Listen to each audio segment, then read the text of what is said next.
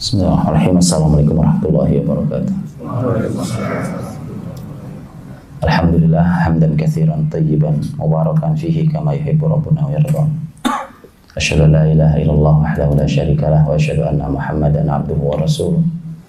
Allahumma shalli wa sallim wa barik ala Muhammadin wa ala alihi wa sahbihi ajmain.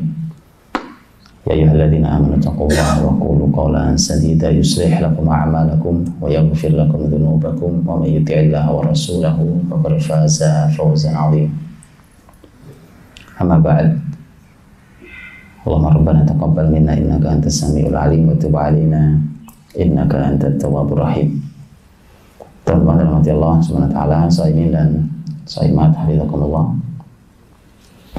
Alhamdulillah, bersyukur pada Allah Subhanahu wa taala pagi yang barokah, subuh yang berkah, dan di bulan yang berkah di bulan Ramadan ini. Mudah-mudahan Allah menerima seluruh ibadah yang sudah kita lakukan, dan mudah-mudahan Allah Subhanahu wa taala memberikan pada kita kekuatan untuk menyelesaikan Ramadan dengan lebih baik, karena waktu yang tersisa lebih mulia dari yang sudah kita lewati. Teman-teman rahmati Allah Subhanahu wa taala, sudah pas kalau semalam temanya tentang Rasul sang suami. Sebagai suami, bagaimana menjadi ayah suami seperti Nabi, maka pagi harinya kita bicara tentang bagaimana istrinya. Dan ini hubungannya kuat dan sangat erat. Dan ini PR terbesar. PR terbesar itu sesungguhnya ada pada laki-laki, bukan pada perempuan. Walau perempuan sangat menentukan, tapi Quran mengatakan ar-rijalu qawwamuna 'alan nisa. Karenanya sebenarnya masalah terbesar itu di para kaum bapak-bapak. Kalau selesai di bawah bapaknya, kalau bapak-bapaknya memiliki qawamah yang baik, maka istri itu merupakan fa'al istinaf. Jadi selalu erat hubungannya dengan kehebatan, kesolehan, kebaikan sang suami. Selalu erat hubungan dengan itu. Karena itulah maka itu yang jadi istri teladan kita. Hanya kemudian perempuan juga mandiri. Karena fa'al istinaf itu yang di surat An-Nisa 34 tadi itu fa-nya fungsinya adalah ada hubungan dengan sebelumnya, itu dengan bahasan suami. Tetapi dia juga berdiri sendiri mandiri. Karenanya wanita juga berdiri mandiri sendiri dalam kesolehan. Kita akan melihat pada puncak keteladanan, karena ini adalah puncak keteladanan bagi muslimah. Dan sudah tepat bahwa pembahasan kita tentang ummahatul mukminin, tentang istri-istri Nabi Shallallahu Alaihi Wasallam, sudah tepat dan kita bahas karena ini adalah puncak keteladanan kaum muslimah. Ummahatul mukminin disebut sebagai ummahatul mukminin, ibunya orang-orang beriman. Itulah mengapa ayat menyampaikan bahwa karena dia posisinya ibu, maka mereka posisi ibu. Nama ibu kita tahu sendiri, termasuk karena tidak boleh beliau menikah lagi setelah Rasulullah SAW. Ibu, siapa yang menikah ibunya? Dan Allah Subhanahu wa taala berfirman dalam surat Al-Ahzab, "An-nabiyyu aula bil mu'minina min anfusihim wa azwajuhu ummahatuhum." Nabi sallallahu alaihi wasallam itu lebih berhak terhadap diri orang-orang beriman dibandingkan diri mereka sendiri, dan istri-istrinya adalah ibu-ibu mereka. Jadi istri Nabi adalah ibu-ibunya orang-orang beriman. Jadi sebenarnya Allah, ini kan surat Al-Ahzab, Allah Subhanahu wa taala itu sudah memberikan kepada kita keteladanan yang luar biasa. Kalau laki-laki ada keteladanan puncak yaitu Rasulullah SAW, kalau perempuan ada keteladanan puncak yaitu ummahatul mukminin. Karena itulah maka kita dan pasangan kita, kalau bapak dan ibu-ibu, maka mestinya belajarnya itu. Mestinya belajarnya adalah bagaimana Rasulullah SAW dan istri-istrinya, bagaimana beliau Rasulullah SAW dalam semua interaksinya di rumah tangganya bersama wanita-wanita mulia itu. Nah teman-teman Allah, ummahatul mukminin Itu sesungguhnya ada perbedaan pendapat ulama tentang berapa jumlah sebenarnya. Mengapa ada perbedaan pendapat? Karena nanti ada wanita yang status sebenarnya adalah budak seperti Maria Al-Qibtiyah. Para ulama berbeda pendapat apakah posisi beliau adalah istri ataukah posisi beliau bukan istri, posisinya budak yang di dalam bahasa fikih disebut sebagai ummul walad. Ummul walad itu artinya adalah wanita budak, begitu dia hamil maka dia jadi ummul walad namanya. Ummul walad itu kalau dia sudah hamil dia sudah tidak boleh dijual, karena kita tahu bahwa budak bisa diperjualbelikan dan Islam tidak mendukung perbudakan. Ummul walad kalau sudah hamil tidak boleh diperjualbelikan. Kalau suaminya meninggal, begitu anaknya lahir maka atau suaminya meninggal, maka dia resmi menjadi orang merdeka. Itu namanya ummul walad. Dalam fikih namanya ummul walad. Inilah yang ulama berbeda pendapat. Karena Maria Al-Qibtiyah itu aslinya budak dari Mesir yang dihadiahkan oleh penguasa Mesir kepada Rasulullah SAW. Dihadiahkan dengan tahun 7 Hijriah dengan berbagai macam hadiah yang luar biasa dari kiriman penguasa Mesir yang saat itu penguasa Mesir mendapatkan surat ajakan untuk berdakwah pada Nabi untuk masuk Islam, dan Raja Mesir mengirimkan banyak sekali hadiah buat Nabi SAW. Di antara hadiahnya adalah Maria Al-Qibtiyah. Kemudian nanti di Madinah, dan posisinya budak memang. Dari sejak di Mesir posisinya adalah budak. Inilah yang para ulama berbeda pendapat. Di antara yang berbeda pendapat, karenanya para ulama wajar ketika mereka berbeda pendapat tentang sebenarnya Maria istri atau ummul walad. Istri atau ummul walad. Tapi secara umum Ummahatul Mukminin, istri Nabi SAW, para ulama sepakat tentang siapa saja dan berapa jumlahnya. Dan Sirah Nabawiyah mencatat sangat lengkap hal ini. Saya ingin memberikan catatan awal sebelum kita bicara tentang masalah seperti apa Rasul bersama para istrinya. Saya sampaikan catatan awalnya. Teman-teman dirahmati Allah, berbicara tentang istri-istri Nabi otomatis berbicara tentang manusia-manusia paling mulia. Karenanya berbicaranya harus dengan lisan mulia. Orang mulia. Teman-teman kalau ketemu dengan bos, karena kita tahu atasan kita akan menyesuaikan lisan. Ini orang paling mulia, ini wanita paling mulia, ummahatul mukminin. Masa tidak ngatur lisan? Atur lisannya dalam semua pembahasannya. Karena kita semua tahu tentang pembahasan ummahatul mukminin itu, salah satu yang hari ini tiba-tiba menjadi sensitif. Ini tiba-tiba menjadi sensitif adalah tema poligami. Itu tiba-tiba sensitifnya, Pak. Karena dulu biasa aja. Oh, zaman kakek saja masih biasa, betul kan? Betul kan? Zaman kakek saudara Anda teman-teman biasa. Itu sekarang aja kita jadi zaman aneh begini. Iya. Biasa saja. Tiba-tiba saja zaman hari ini itu kemudian menjadi pembahasan sensitif, wah jadi pembahasan sana ke sini. Akhirnya muncul hanya aksi dan reaksi. Bukan itu. Ini syariat. Ada aturan. Namanya syariat itu ada aturan. Sholat aja ada aturannya. Sholat ada aturannya. Puasa ada aturannya, kan? Sama. Sebagaimana syariat yang lain itu juga ada syariat aturannya. Karenanya harus berbicara dengan adab yang tinggi dalam pembahasan orang-orang mulia ini. Dan kemudian inilah hebatnya. Berapa banyak hari ini yang subhanallah gitu. Ini saya tidak tahu. Masalahnya adalah apakah ini kelemahan yang luar biasa gara-gara bahwa seorang laki-laki rata-rata sekarang istrinya satu rata-rata, tetapi yang satu saja dia nggak bisa mengurus dengan baik, tidak bisa mendidik dengan baik, nggak bisa menyelesaikan dengan baik. Saya tidak tahu faktornya adalah apakah karena kelemahan para kaum laki-laki ini dan kelemahan pada kaum wanita, atau faktornya adalah memang gara-garanya karena antum istri cuma satu. Betul, ini saya nggak bercanda kalau ini. Antum lihat saya bercanda nggak kan? Jadi begitu. Kenapa? Karena ini memang subhanallah, antum tahu tidak ada dalam Islam syariat yang tidak membawa keberkahan. Itu harus paham. Tidak ada. Ma anzalna 'alaikal Qur'ana litashqa. Kami tidak pernah menurunkan Quran supaya kalian sengsara. Itu enggak ada. Itu Allah sudah sampaikan surat Thaha.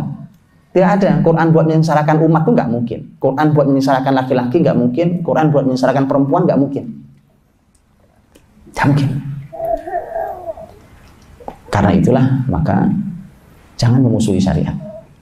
Jangan syariat yang dimusuhi. Baik.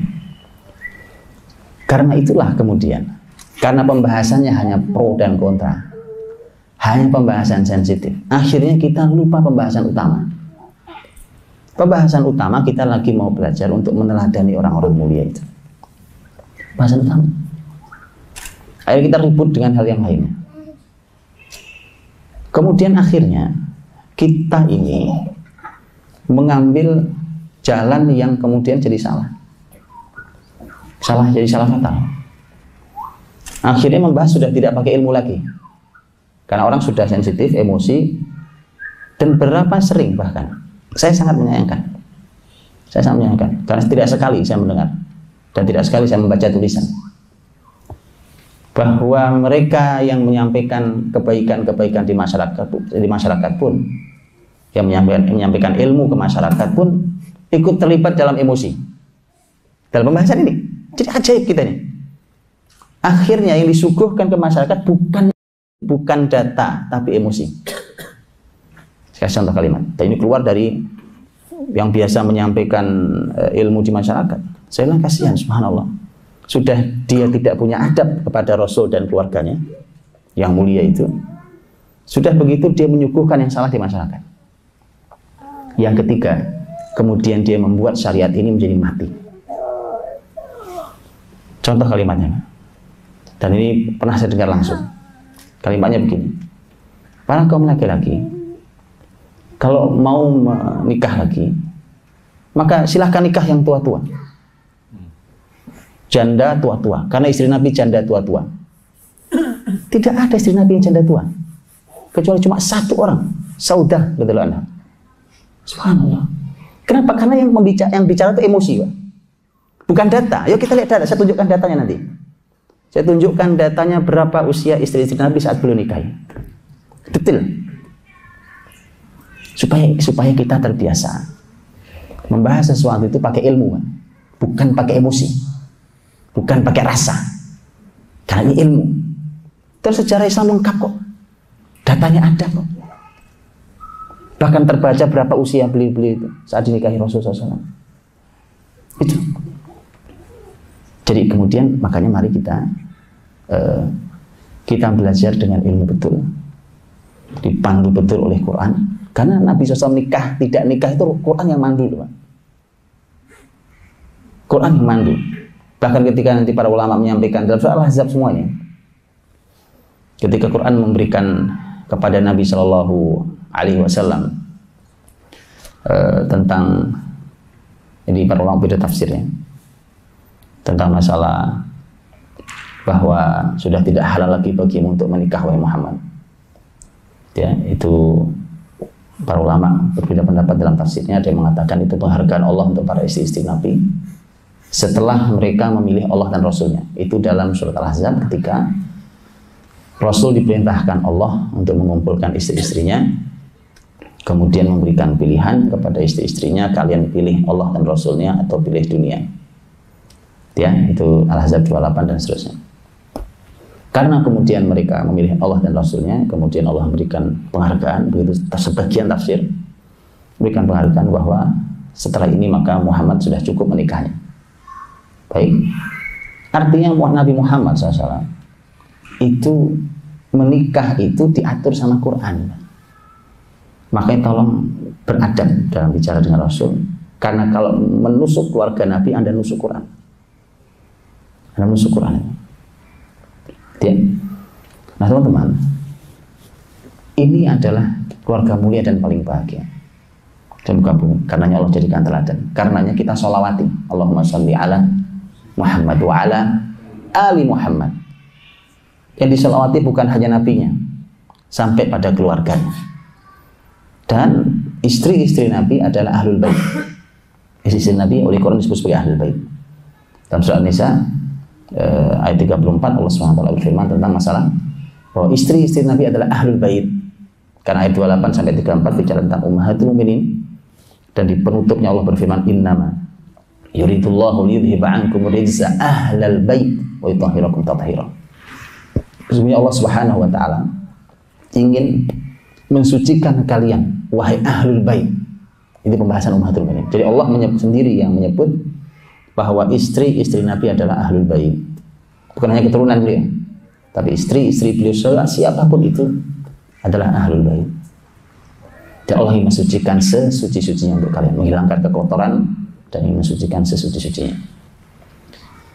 Nah inilah maka ada buku yang cukup panjang bicara tentang masalah ini. Di antaranya adalah yang nulis perempuan ini menarik.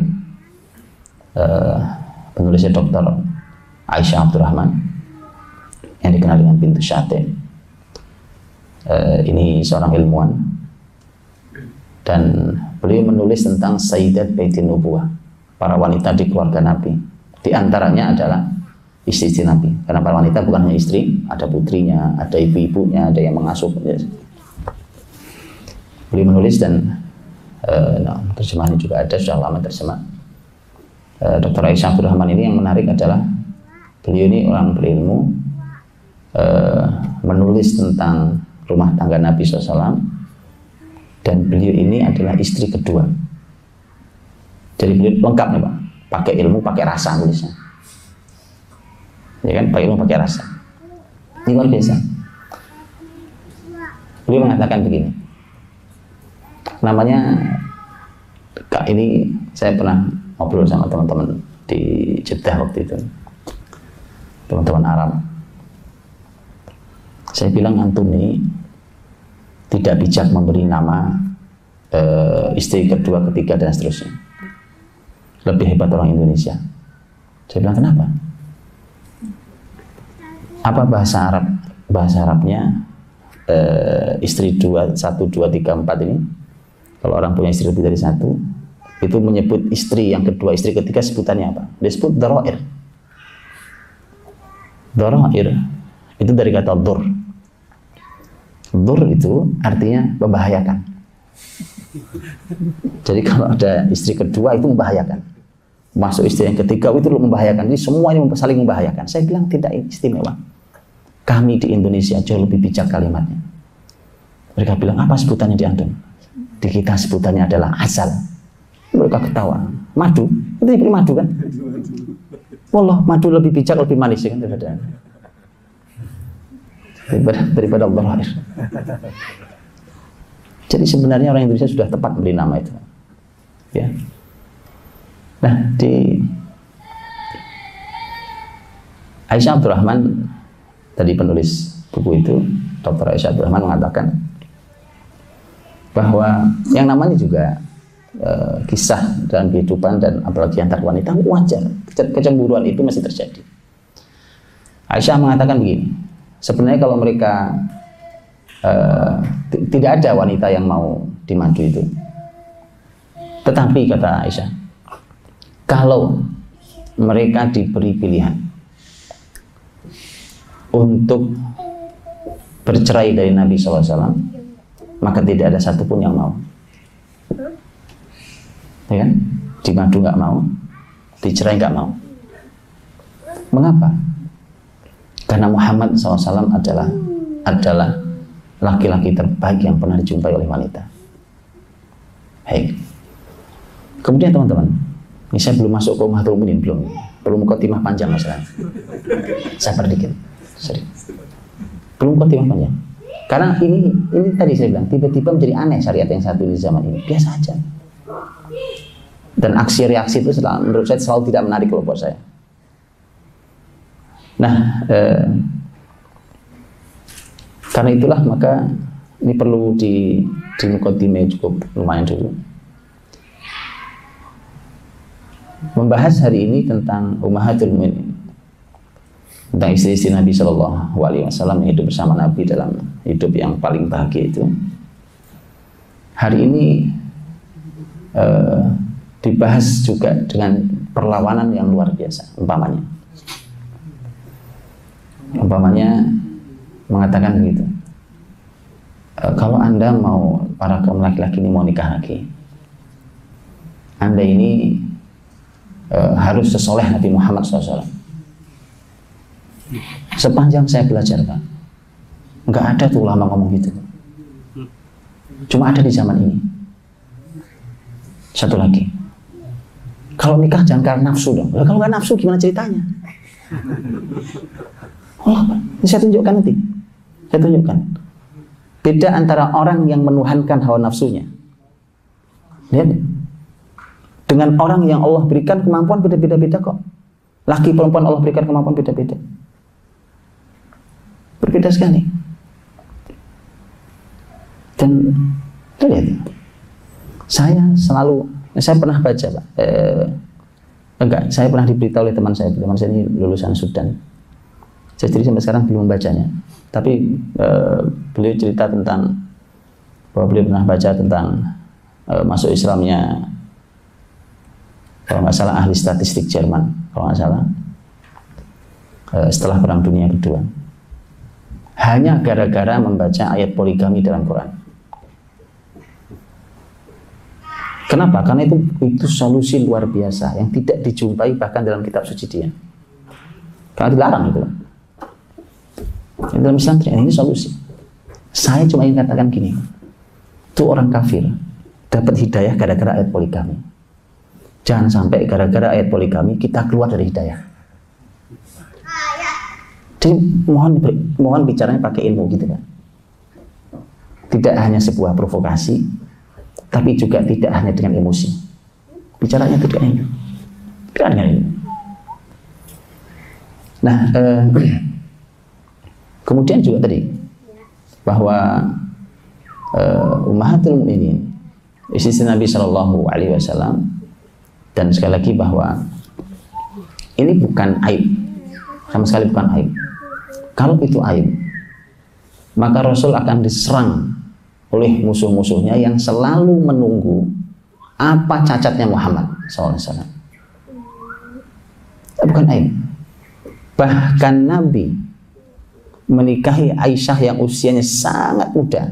Nah, ini lagi-lagi juga jadi masalah nih, subhanallah. Ya kan? Dari dulu sampai hari ini. Muslim ini tekan gara-gara Aisyah radhiyallahu anha sendiri yang mengatakan, saya itu dinikahi oleh Nabi akad yang umur 7 tahun dan serumah umur 9 tahun. Wah, itu habis buat ditendang sana tendang sini, jadi bola sana sini. Akhirnya kemudian menjadi masalah besar hari ini. Padahal antum tahu, Nabi dulu akad dengan Aisyah itu, posisi Aisyah masih di Mekah, di mana Nabi masih berhadapan langsung dengan orang-orang Quraisy. Dan Nabi SAW serumah dengan Aisyah sudah di Madinah. Saat itu Nabi bahkan perang. Dan itu kalau namanya perang itu kan pasti ada banyak kembang-kembang mukaddimahnya segala macam, bukan cuma perang fisik. Pasti diserang habis kalau itu cacat. Tapi tidak ada satupun kalimat orang jahiliyah, siapapun itu, mau Abu Jahal, mau Abu Lahab, mau siapapun itu, tidak ada yang menyerang bahwa Muhammad menikah dengan anak usia sangat kecil itu adalah cacat. Saya cuma heran, jangan-jangan jadi jahiliyah baru hari ini, lebih jahiliyah dari Abu Jahal, Abu Lahab. Itu maksud saya. Tidak pernah ada cacatnya. Supaya kita tahu. Itu. Jadi ini harus dialasi dulu. Baik. Saya bukan tipe orang yang memprovokasi, sekedar provokasi orang nikah lebih dari satu. Sebab saya nggak menarik. Provokasi tidak menarik. Tetapi saya juga sangat tidak tertarik dengan pembahasan yang membahas tanpa ilmu. Membahas tentang pernikahan Rasul yang mulia itu tanpa ilmu. Pembahasannya harus pembahasan yang ilmiah, pembahasan yang baik, dengan lisan baik, karena bicara tentang keluarga terbaik. Jadi bukan aib sama sekali. Akhirnya karena muslimin lelah ditekan, Pak. Lihat nih, saya tunjukkan bagaimana musuh Islam. Karena muslimin lelah ditekan dengan hari ini ya, dengan mulai para orientalis awalnya ini. menekan tentang wah nikah dengan anak gadis di bawah umur segala macam itu terus. Muslimin mulai gerah, mulai nggak nyaman ditekan. Akhirnya muncul tulisan seakan ilmiah, lihat, seakan ilmiah bahwa ternyata Aisyah waktu nikah dengan Nabi umurnya tidak 9 tahun. Umurnya sekitar 18 tahun. Wah, bahagianya kita bilang, tuh, salah data kalian. Bahwa Aisyah nikah ternyata bukan umur 7 dan 9, tetapi menikahnya umur 18 tahun. Oh, ini datanya nih. Anda tahu Pak? Teman-teman tahu? Itu dari musuh Islam. Makanya tolong berilmu gitu loh. Saya sangat sayangkan ini juga dicantumkan oleh ahli ilmu di Indonesia, dimakan juga sama Indonesia. Subhanallah. Padahal itu tulisan sudah ditulis jauh-jauh hari, pernah dimuat di Mesir. Tulisan itu pernah ditulis di Mesir oleh seorang anak muda liberal. Dicantumkan di koran dan kemudian sudah dibantah oleh ahli sirah dari Al-Azhar. Ya, Al-Azhar, Syekh Muhammad Mahmud Imarah, dibantah oleh beliau dengan dua panjang lebar, karena itu tulisan panjang lebar dengan data kitab, maka beliau bahas panjang lebar. Kesimpulannya saya kasih kesimpulan bahwa tulisan ini cuma satu di antara dua, kata beliau. Tulisan liberal ini salah satu di antara dua. Yang satu datanya salah, yang kedua dia berdusta dengan datanya. Itu isinya tulisan itu. Pertanyaannya, apa tujuannya? Kan kelihatannya membela, kan? Membela bahwa Aisyah bukan 18 tahun. Apa tujuannya? Anda tahu? Lihat bagaimana musuh Islam menyembunyikan bisa racun di balik sesuatu yang kelihatan bela Islam. Makanya pakai ilmu, jangan pakai emosi. Membahas itu pakai ilmu. Wah, ini kelihatan menarik, jangan kelihatan. Cek betul datanya. Fas'alu ahla dzikri in kuntum la ta'lamun. Tanyakan pada yang ahli kalau memang kita tidak tahu. Gitu. Akhirnya kemudian sebentar, antum tahu datanya? Itu kenapa sampai ditulis begitu? Kan kelihatannya bela Islam. Antum tahu sebabnya? Lihat. Bahayanya luar biasa, bahayanya. Luar biasa. Bahwa yang Aisyah sendiri yang menyatakan bahwa beliau dinikahi Nabi umur 7, serumah usia 9. Dan itu ada dalam Sahih Bukhari. Itu ada dalam Sahih Bukhari. Para ulama sudah 15 abad meneliti Sahih Bukhari. Sampai hari ini, Pak.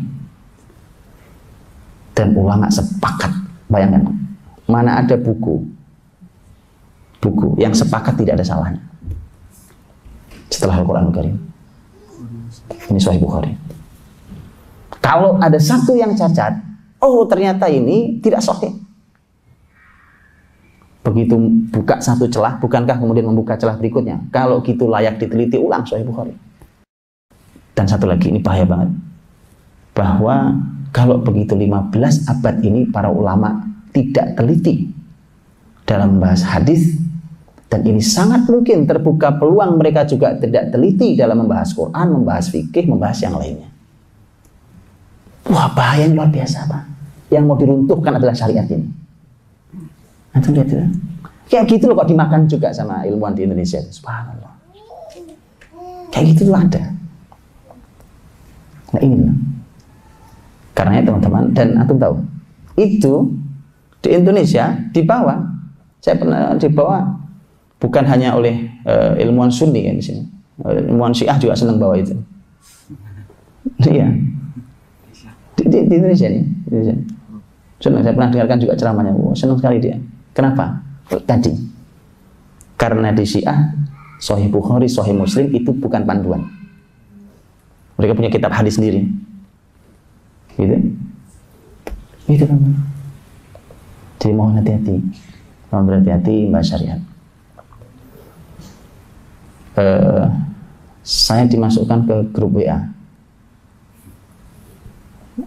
Salah satu grup WA itu suatu hari ada yang mencantumkan, dan ini tidak satu grup, nggak tahu, selalu seragam ya. Hari ini yang lagi tren naikin apa, semua grup naikin kan. Hari itu pernah teman-teman dapat pasti tentang usia-usia ummahatul mukminin, betul ya?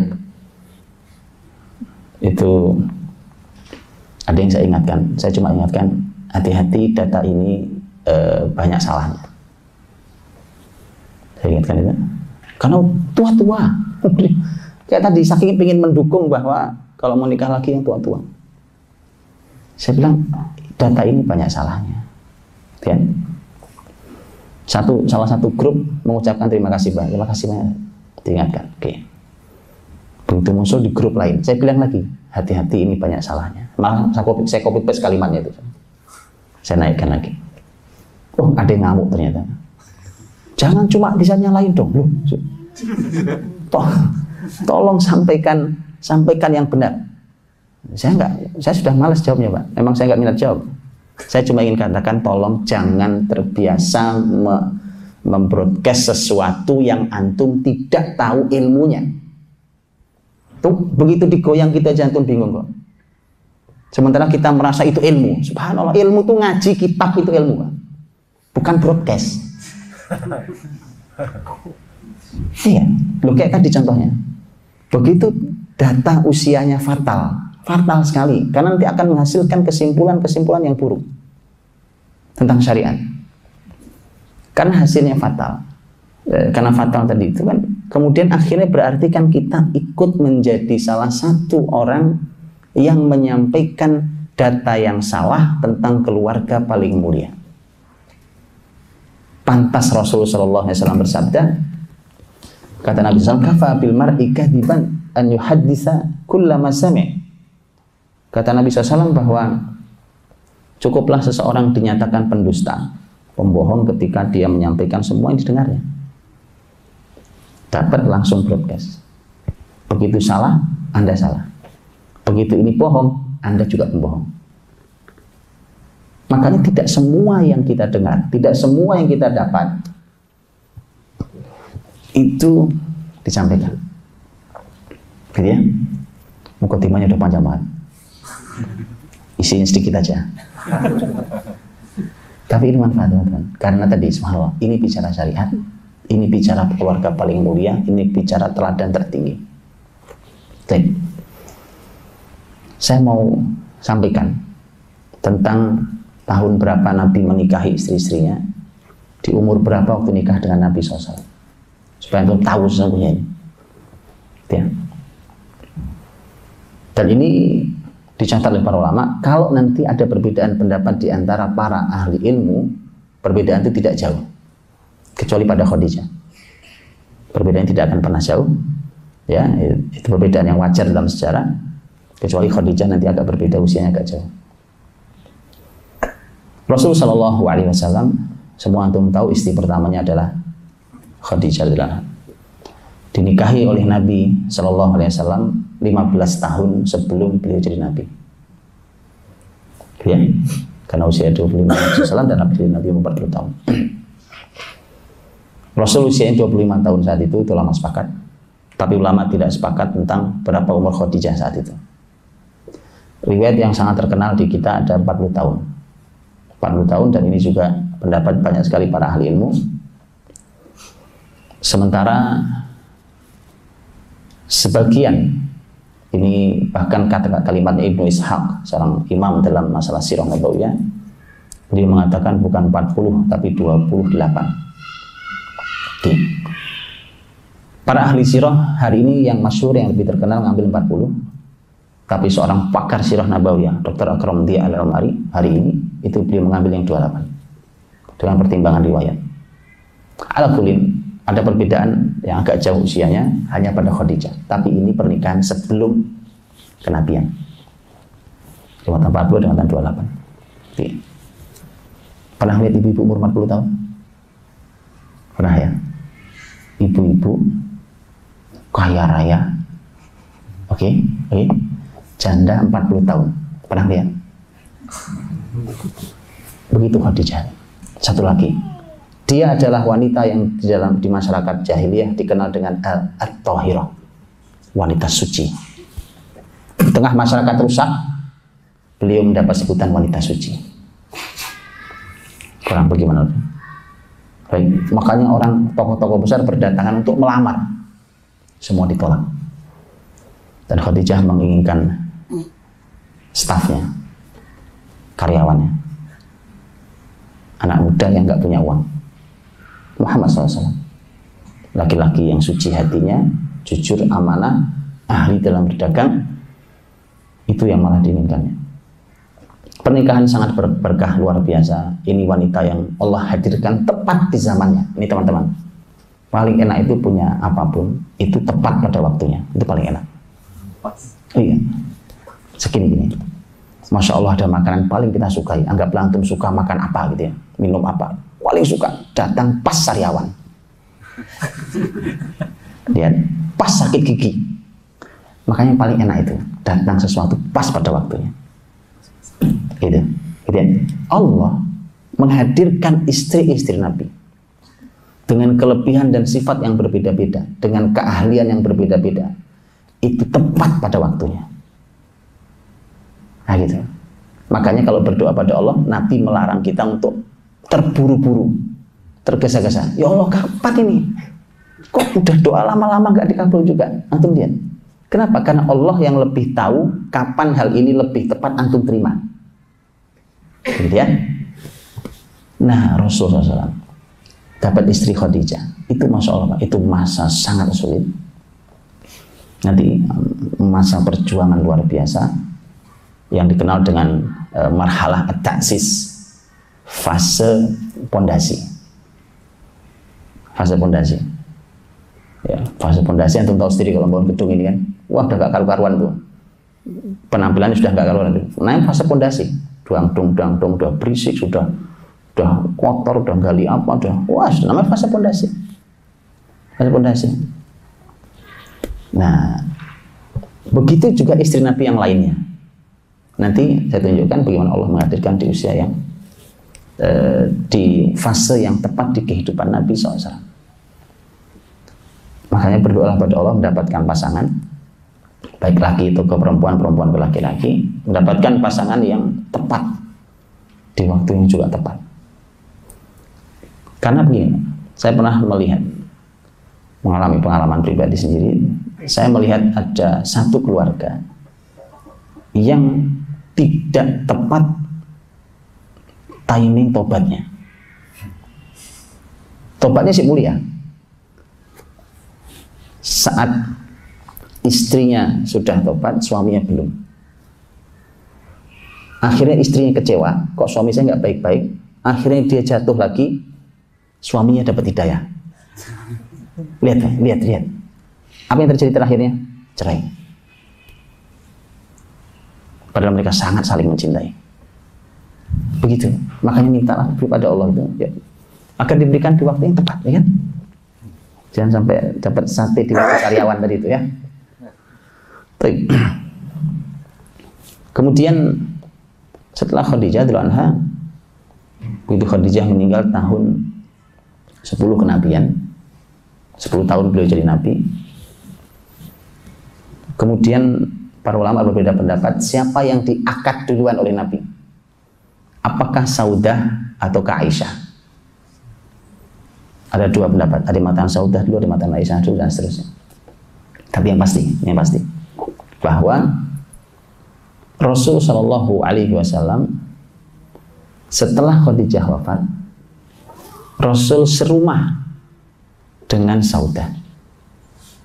Jadi Khadijah dulu, begitu wafat, kemudian Saudah. Tidak ada yang lain, Saudah. Nanti baru menikah lagi dengan istri-istri yang lain, serumah dengan istri-istri yang lain, itu waktu di Madinah.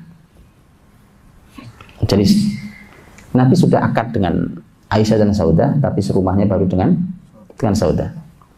Dan inilah istri yang paling tua usianya. Sudah tua, sudah nenek-nenek kalau ini. Nah ini yang sering dibawa cuma satu ini. Padahal tahu antum istri Nabi berapa ya? Cuma satu ini yang dikelilingi kemana-mana, ya kan, terbang ke sana sini, balik lagi, ngomong lagi. Cuma satu ini datanya. Itu pun sebagian ahli sejarah mengatakan tidak diketahui berapa usianya. Saya pernah mencoba menghitungnya, teman-teman, dan kurang lebih usianya sudah kurang lebih 66 tahun. Wallahu a'lam bishawab. Tapi sudah tua dan hampir 70. sudah nenek. Tapi itu wanita yang tepat yang Allah hadirkan di waktu yang tepat. Kenapa gitu? Kira-kira apa? Apa tepatnya Saudah? Apa Aisyah? Karena Nabi lagi masa sedih. Sedih? Kan bisa aja Aisyah lebih indah lagi nanti kalau Aisyah. Selain sedih apa? Anaknya masih kecil. Persis.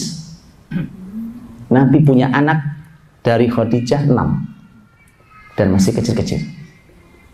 Perlu bukan Aisyah. Lah kalau Aisyah sama umurnya nanti sama anaknya.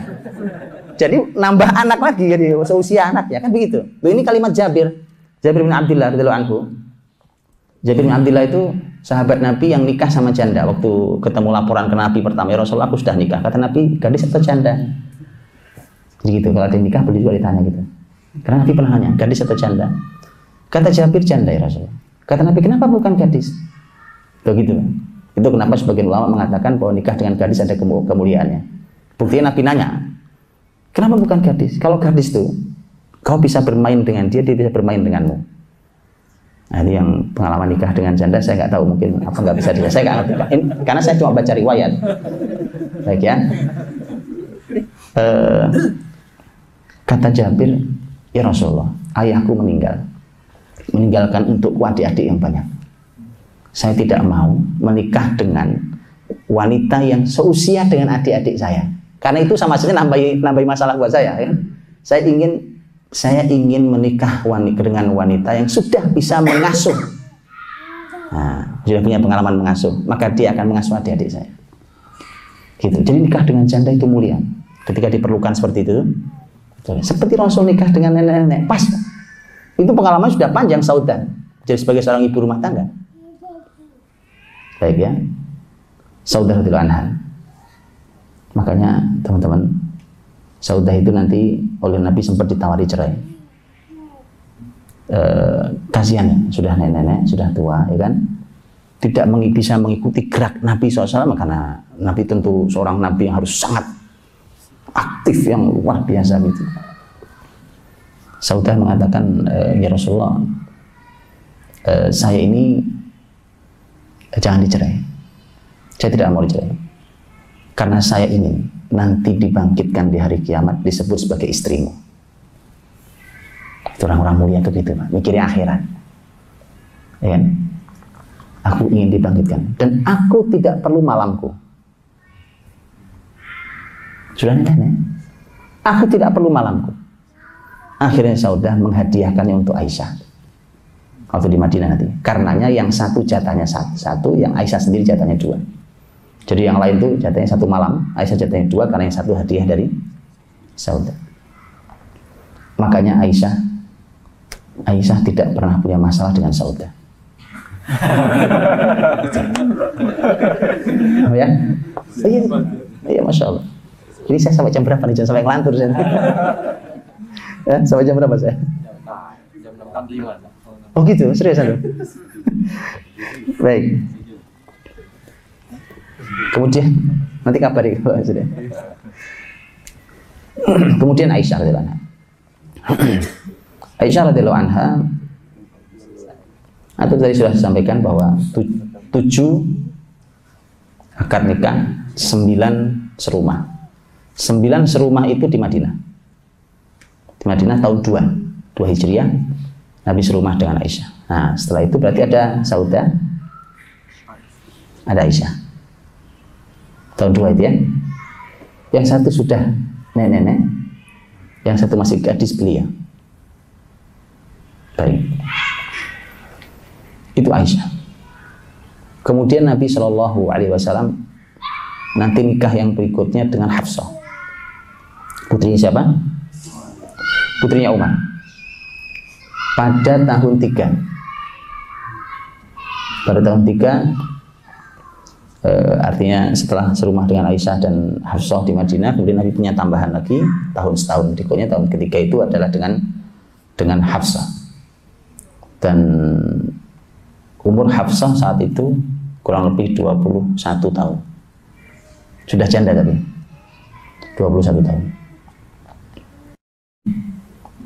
Tahu kan anak umur 21 tahun tuh? Gadis janda umur 21 pernah lihat? Begitu. Itu maksud saya. Belum selesai, masih panjang kan? Itu tahun 3. Kemudian nanti Rasulullah SAW nikah, tapi yang istri yang ini tidak lama, karena wafatnya cepat sekali, hanya beberapa bulan.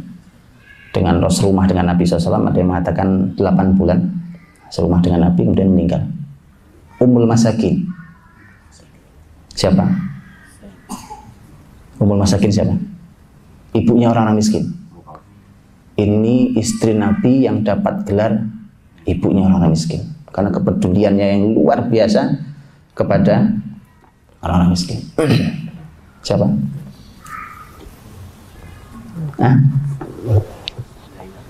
Wah, ini harus belajar nih. Ibunya sendiri nggak tahu nih beratnya. Kan ibu kita ini Zainab binti Khuzaimah. Ada 2 Zainab istri Nabi. Zainab binti Khuzaimah. Zainab binti Khuzaimah dinikahi Nabi umur 29 tahun. Ya? Jelas ya? Baik. Itu tahun 3. Kemudian masuk tahun 4. Tahun 4 Nabi menikah dengan Ummu Salamah radhiyallahu anha. Ummu Salamah radhiyallahu anha, suaminya yaitu Abu Salamah meninggal selepas jihad, sakit, kemudian meninggal. Nabi langsung menjenguknya. Kemudian Ummu Salamah radhiyallahu anha dinikahi Nabi di tahun 4 Hijriah. Saat itu umurnya 27 tahun. Untuk nikah umur berapa? Ada yang nikah umur 27? Segitulah. Saat nikah umur 27. Tapi semua sudah janda ya, 27 atau 28 tahun. Tapi semua sudah janda kecuali Aisyah. Tahun 4 Ummu Salamah, tahun 5 Nabi menikah dengan Zainab binti Jahsh. Siapa Zainab binti Jahsh? Istri anak angkatnya, mantan istri anak angkat beliau, istrinya Zaid bin Haritha, yang karenanya ini berawal dari turunnya surat Al-Ahzab ayat 37. Allah memerintahkan kepada memerintahkan kepada Rasul untuk menikahi Zainab binti Jahsh.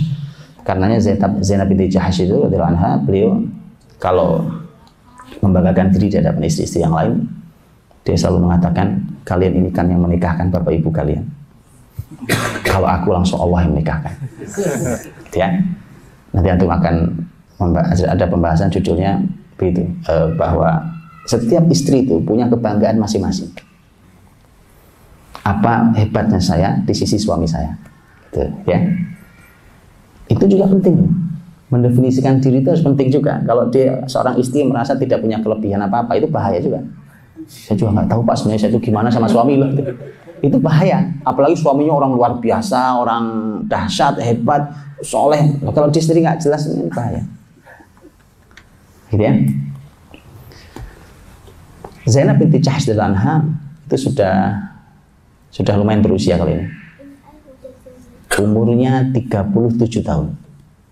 Tapi antum pernah lihat umur 37? Di sini ada 37 tahun. Saya mau lihat mudanya kayak apa. Siapa yang antum 37 tahun? Angkat tangan. Nah, 37 kayak beliau. 37 tahun. Antum lihat ya. Seger masih Pak. Iya. Subhanallah, ya kan? Kemudian selanjutnya Nabi SAW di tahun kelima nikah lagi dengan Juwairiyah. Tahu Juwairiyah? Juwairiyah adalah putri dari kepala suku Bani Mustalik, yang gara-gara pernikahan Nabi dengan Juwairiyah masuk Islam lah suku itu. Ya, saat itu dinikahi Nabi umurnya 19 tahun. Tahu 19 tahun? 19 tahun. Baru lulus SMA. Di kita loh sekarang ya. Subhanallah. Ini nanti antum penting catat ini ya kan, supaya sudah cukup bahas terkait emosi sudah cukup. Data ini tercatat dalam sejarah. Ya. Tahun 5 sudah masuk tahun 7, 6 tidak, tahun 7. Dan ini pernikahan Nabi yang terakhir 3 kali. Tahun 7 ini ada 3 orang. Yang terakhir sudah. Tahun 7, Rasul wafat tahun berapa? Rasul wafat tahun 11. Terbayang ya? Rasul wafat umur 63. Tahun 7 Nabi terakhir nikah. Biar antum tahu juga petanya, umur berapa antum kira-kira di kur-kur ya. 63 Rasul wafat, tahun 7 Nabi terakhir nikah dengan 3 wanita. Siapa saja 3 wanita itu? Waktu Nabi ke Khaybar, Nabi menang lawan Yahudi. Salah satu tokoh Yahudi, Huyai bin Akhtab, punya putri. Ini yang dinikahi oleh Nabi, yaitu Sofia radhiyallahu anha. Dan ini satu-satunya istri Nabi yang keturunan Bani Israel, anak kepala suku Yahudi di Khaybar. Ya, Sofia. Berapa umur Sofia itu dinikahi? Sekitar 16 tahun. Masya Allah. SMA kelas? Iya. Masuk SMA. Duh, kok gitu?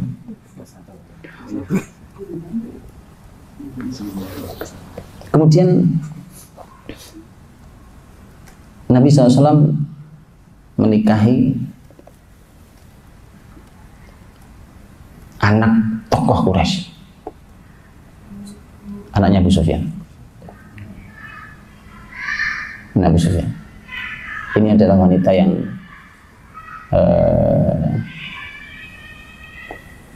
perjuangannya luar biasa di negeri hijrah. Siapa namanya? Ummu Habibah. Saat itu dinikahi umurnya 32 tahun. 32 tahun. Yang terakhir siapa? Yang belum? Maimunah. Tahun 7 juga dinikahi Nabi usia 36 tahun. Cukup? Tinggal Maria Al-Qibtiyah. Masih muda banget Maria. Dan tadi saya katakan, banyak di antara para ulama yang mengatakan bahwa Maria adalah Ummul Walad. Walaupun sebagian mengatakan bahwa Maria termasuk dalam deretan istri-istri Nabi Sallallahu Alaihi Wasallam. Baik teman-teman, itu kurang lebih tahun dinikahinya, dan tahun 7 sudah selesai. Nabi SAW tidak menikah lagi dengan wanita manapun sampai beliau wafat. Karena tersisa tahun 8 peristiwa terbesarnya Fathu Makkah, tahun 9, tahun 10 Amul Wufud dan Haji Wada, tahun 11 beliau wafat. Ya. Kemudian membahas tentang Ummahatul Mukminin menarik ketika membahas juga tentang kalau para ahli sejarah menyebutnya sebagai Al-Hujurat Asy-Syarifah. Al-Hujurat Asy-Syarifah, atau tahu surah Al-Hujurat? Apa arti Al-Hujurat? Persis, kamar, bilik-bilik, kamar-kamar. Surah Al-Hujurat. Kenapa disebut surah Al-Hujurat? Karena pembahasannya ketika Nabi Shallallahu Alaihi Wasallam ada di rumah istri-istrinya. Disebut oleh para ahli sejarah sebagai Al-Hujurat Asy-Syarifah. Kalau dalam bahasa saya namanya bilik-bilik mulia. Bilik-bilik mulia. Yang menarik adalah bahwa rumah istri-istri Nabi Shallallahu Alaihi Wasallam itu sebenarnya disebutnya bukan rumah, tapi bilik, kamar. Karena memang seukuran kamar kurang lebih. Seukuran kamar. Jadi begini teman-teman. Ini juga saya sampaikan. Tolong menyikapi juga yang tengah ya. Umpamanya bicara tentang masalah menikah lagi dengan ekonomi yang masih pas-pasan. Begitu ya. Tolong disikapi juga tengah. Benar bahwa orang hidup perlu rezeki untuk hidupnya. Benar bahwa laki-laki bertugas mencari nafkah. Tetapi kalau antum lihat kehidupan istri-istri Nabi Shallallahu Alaihi Wasallam dengan bilik-bilik yang sangat sederhana itu, antum akan tahu bahwa bahwa ternyata pembahasan itu tolong disikapi dengan bijak, bukan segala-galanya. Sehingga kalau ada orang yang bilang mau nikah lagi, istri pertama aja belum bisa dipenuhi semua kebutuhannya, siapa juga yang nyuruh memenuhi semua kebutuhannya? Laki-laki tugasnya nafkah iya, bahwa berapa yang Allah berikan rezekinya terserah Allah. Paham ya? Bahwa yang penting dia punya kesanggupan, punya keadilan dan seterusnya. Kata keadilan juga digoreng karena goreng sini ya kan? Subhanallah. Baik, Al-Hujurat Asy-Syarifah, bilik-bilik rumah Nabi Sallallahu Alaihi Wasallam. Saya gambarkan sedikit posisinya supaya antum kebayang posisinya. Dulu waktu muslimin kiblatnya masih ke Masjidil Aqsa, kiblat ngadep ke utara. Anggap sekarang saya ini sedang menghadap ke Masjidil Aqsa. Baik, ini kiblatnya. Kalau ini dibuat masjid gitu, kotak belakang ngadep bisa ke sana. Maka Nabi membangun rumah istri-istri beliau di sisi luar kanan belakang masjid. Kebayang? Sisi luar masjid kanan belakang. Ya, sekali lagi kalau kotak begini, saya ngadep ke Masjidil Aqsa, posisinya belakang. Di luar sebelah kanan belakang. Paham ya? Begitu pindah kiblat ngadep ke sana sekarang, ke Masjidil Haram. Di mana posisi rumah berarti? Persis sebelah kiri depan. Yang sekarang salah satunya adalah makam Nabi Sallallahu Alaihi Wasallam. Baik, teman-teman. Rasulullah SAW yang sekarang di makam beliau itu sebenarnya yang sekarang itu sesungguhnya para risalah mengatakan itu sudah itu adalah merupakan kamarnya Aisyah. Jadi kamar ini bangunan terpisah-pisah ya. Maksud saya dia punya pintu sendiri-sendiri, bukan satu rumah besar terus ada kamar-kamar, nggak begitu. Ya, ini kamar ya itu sendiri gitu, tapi dideretkan ke belakang. Ini ngadep kemana kita? Ya, ke belakang. Jadi kalau kita hadap kiblat sana, dideretkan belakang 1, 2, 3 gitu. Ada yang samping 1, 2, tetapi yang ini kebanyakan ke belakang. Dijeda dengan rumah putri beliau, Fatimah. Jadi nggak jauh-jauh rumahnya dari masjidnya. Mana pada masjid? Rumah Aisyah ini sekarang, makam Nabi SAW adalah rumah Aisyah. Sebagian belakang, sebagian dari makam Nabi adalah rumah Fatimah. Sebagian dari rumah Fatimah. Kalau orang hari ini mau mengucap salam ke Rasul,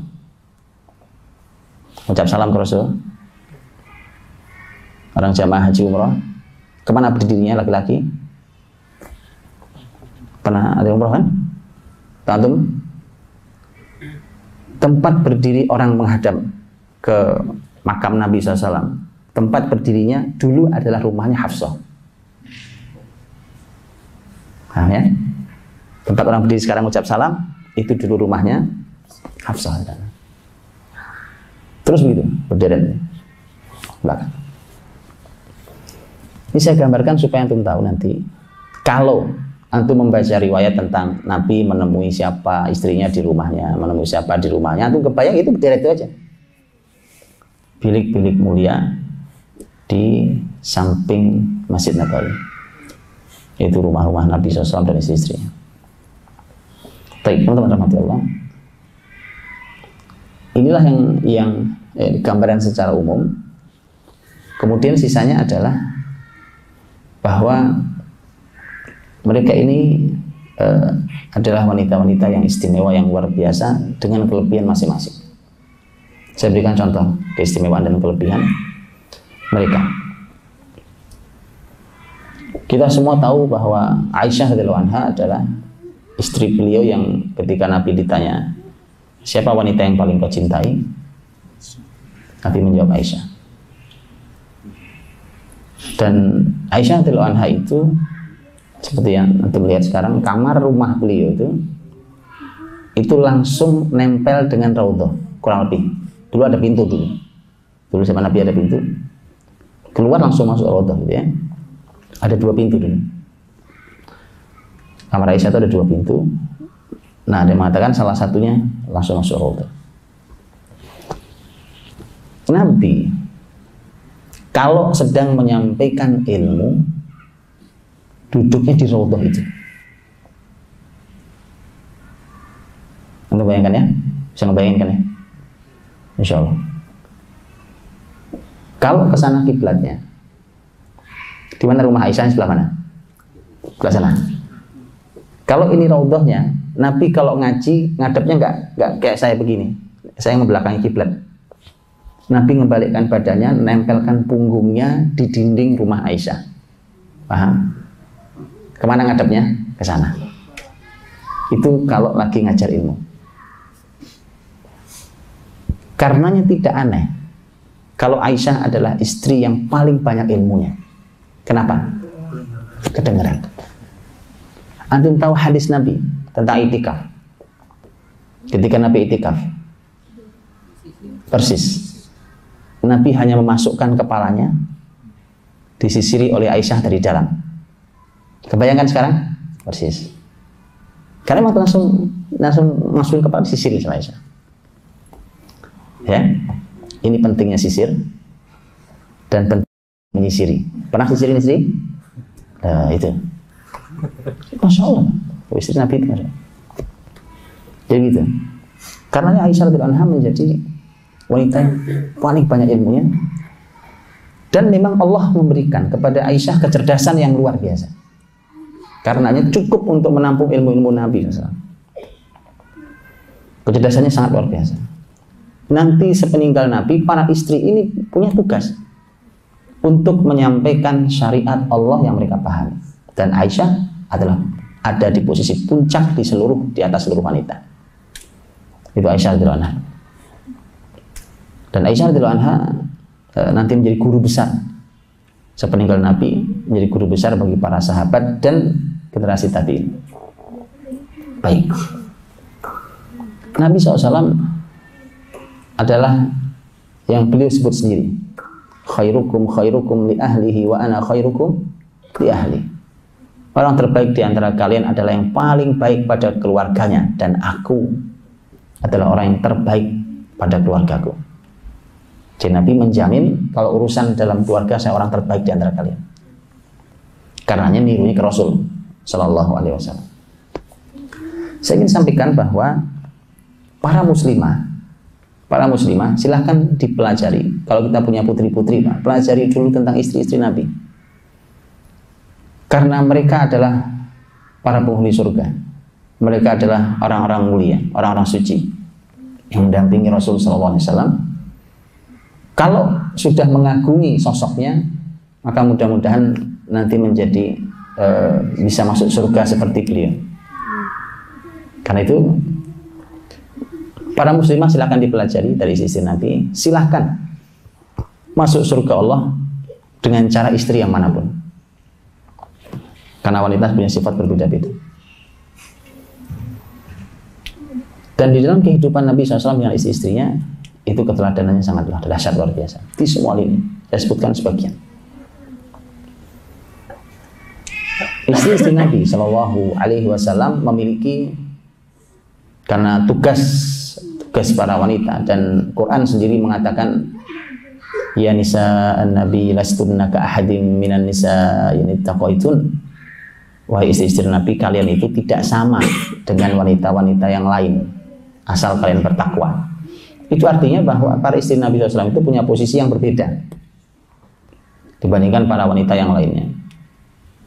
Makanya ada, menurut ulama, ada syariat tertentu yang memang itu pasti wajib di ummahatul mukminin, tetapi belum tentu bagi yang lainnya.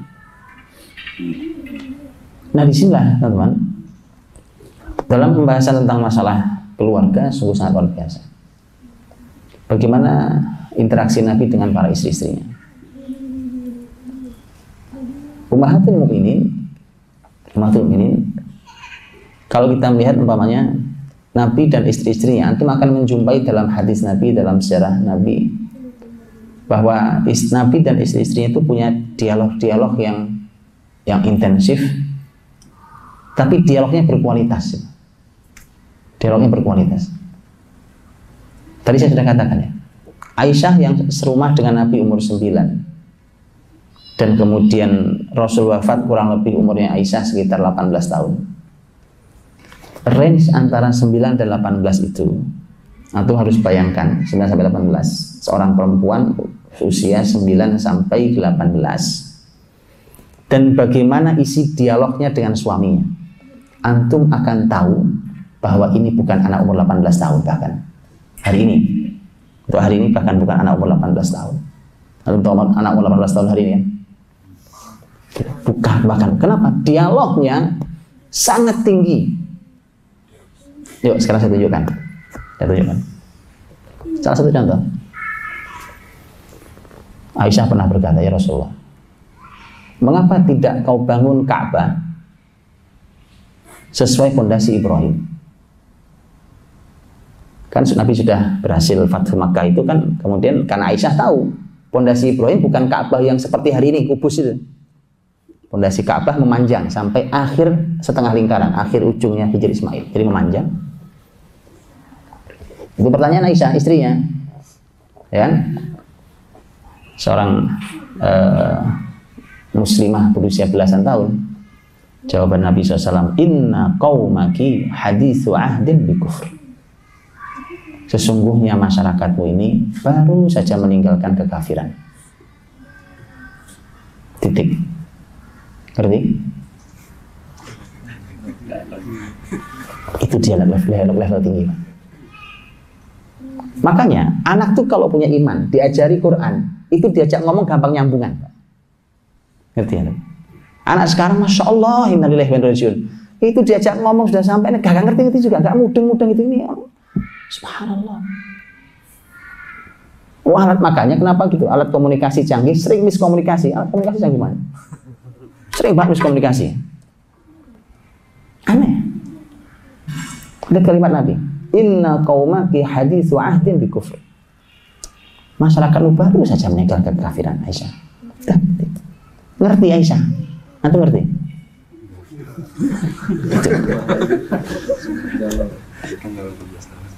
Subhanallah. Itu anak SMA lah paling enggak itu umurnya. Diajak ngomong ngerti.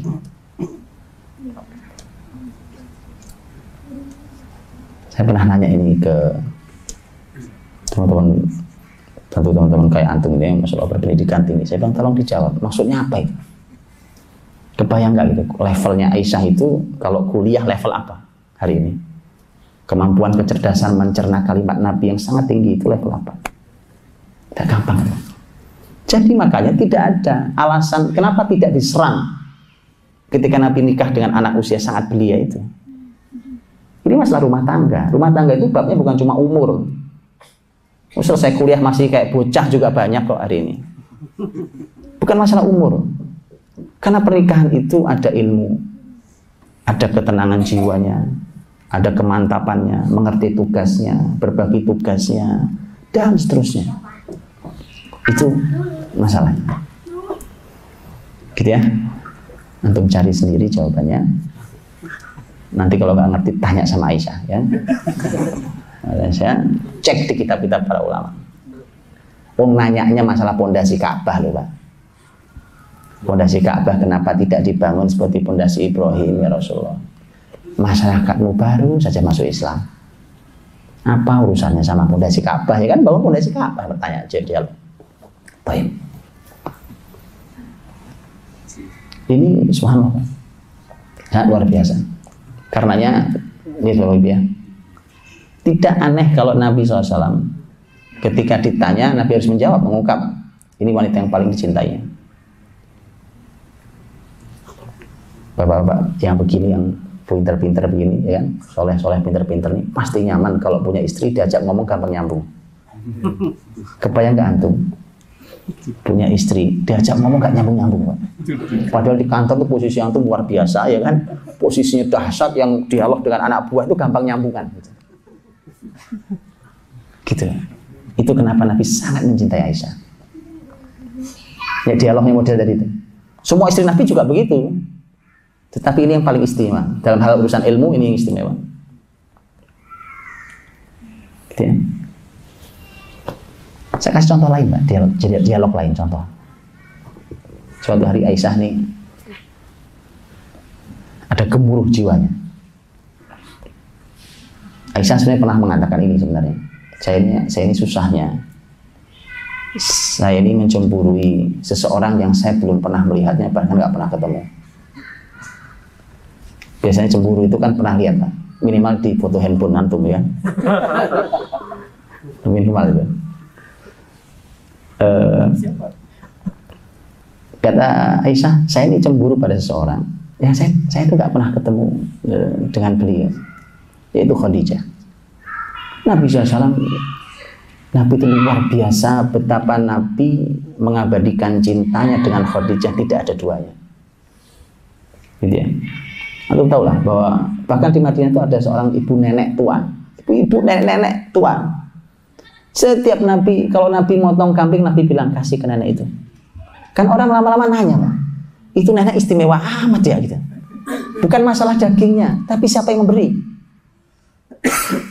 Pemberiannya mungkin nggak seberapa, tetapi Rasul yang memberi. Orang ingin tahu siapa nenek itu. Nabi menjelaskan. Dulu waktu Khadijah hidup, dia teman baiknya Khadijah. Itu berteman dengan Khadijah. Subhanallah, Pak. Cinta itu abadi itu. Ini bukti teman-teman. Bukti bahwa cinta Nabi tetap bersemi untuk Khadijah yang sudah meninggal. Tapi nikah lagi nggak masalah.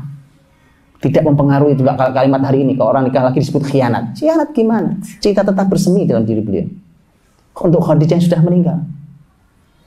Bahkan beliau tetap menunjukkan cintanya dengan bakti kepada siapa saja. Bahkan termasuk orang yang pernah berteman dengan istrinya.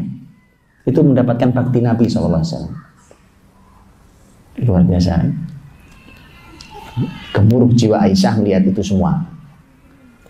Ini Khadijah sudah meninggal ya. Saya cemburu, nggak tahu tuh orang yang sudah meninggal di Mekah pula ya, makamnya. Tapi Rasul luar biasa. Akhirnya Aisyah berdialog dengan Nabi. Lihat cara istri anak masih sangat belia berdialog dengan suami. Perlu untuk pahami loh ya, usia Nabi ini kisarannya 50-60 loh ya saat itu. Nabi masuk Madinah itu 53 tahun. Paham ya? Serumah dengan Aisyah tadi tahun 2. Betul? Berarti sudah 55 tahun serumah dengan Aisyah. Jadi kalau ada dialog-dialog dengan Aisyah tidak disebutkan tahun berapa, antum harus pahami itu dialog Nabi antara usia Nabi 55 sampai 63. Paham itu? Dengan seorang anak muslimah yang masih sangat belia 9 sampai 18. Baik. Karena gemuruh itu Aisyah berkata, ya Rasulullah, kalau kau punya kambing, kemudian ada 2 padang rumput, yang satu masih hijau, belum pernah diinjak kambing lain, yang satu sudah bekas dimakan kambing lain, kemana aku gembalakan kambingmu? Dialog level tinggi. Mukaddimahnya aja luar biasa. Oh, Nabi orang cerdas ya kan. Tapi karena pertanyaannya kambing, dijawab kambing. Gak usah panjang lebar dulu kan, pertanyaanmu kan kambing ya. Kambing ya kita jawab kambing. Begitu ya Pak, saya ajari antum cara komunikasi ya. Kan jawab, nanyanya kambing, jawab aja tentang kambing kan. Gak usah dimarahin dulu. Ujungnya sih ketahuan. Kata Nabi, pastilah aku gembalakan ke padang rumput yang belum pernah diinjak kambing lain, masih segar hijau. Nampaknya dengan mukaddimah itu Aisyah merasa ini, wah ini pas, udah masuk mukaddimah, udah masuk. Maka Aisyah mengatakan, terus mengapa masih kau ingat wanita tua itu? Masya Allah kan, namanya orang marah itu Pak, ya kan? Ya namanya orang lagi cemburu itu, pahami kadang-kadang kalimatnya itu memang begitu. Kenapa kau masih ingat wanita tua itu? Dia juga sudah meninggal. Nah berarti sudah pindah pembahasannya. Tadi kan kambing. Kenapa sekarang ngomongin wanita tua? Karena pembahasan pindah, Nabi sekarang bahas pindah gitu loh. Jadi yang simpel aja ya kan, yang simpel aja. Tadi kambing sudah selesai, kambing sekarang kita bicara tentang Khadijah. Kalau sudah bicara Khadijah, Nabi harus sampaikan siapa Khadijah. Kenapa Nabi sangat mencintainya? Akhirnya Nabi berkata, kata Nabi, ma abdalani Allahu khairan minha. Allah tidak pernah memberiku ganti istri yang lebih baik daripada Khadijah. Itu apa nggak dalam di hati itu, Pak? Ya, ya. Tapi itu dialog-dialog rumah tangga Nabi, Pak. Dialog-dialog mulia. Nantilah saya kumpulkan dialog-dialognya untuk antum. Allah tidak pernah memberiku ganti istri yang lebih mulia daripada Khadijah. Kalau Nabi berhenti di situ, menurut saya Pak, itu cuma sakit doang di hati Aisyah kan. Tapi subhanallah Nabi itu orang bijak sekali. Nabi menjelaskan kenapa saya katakan ini.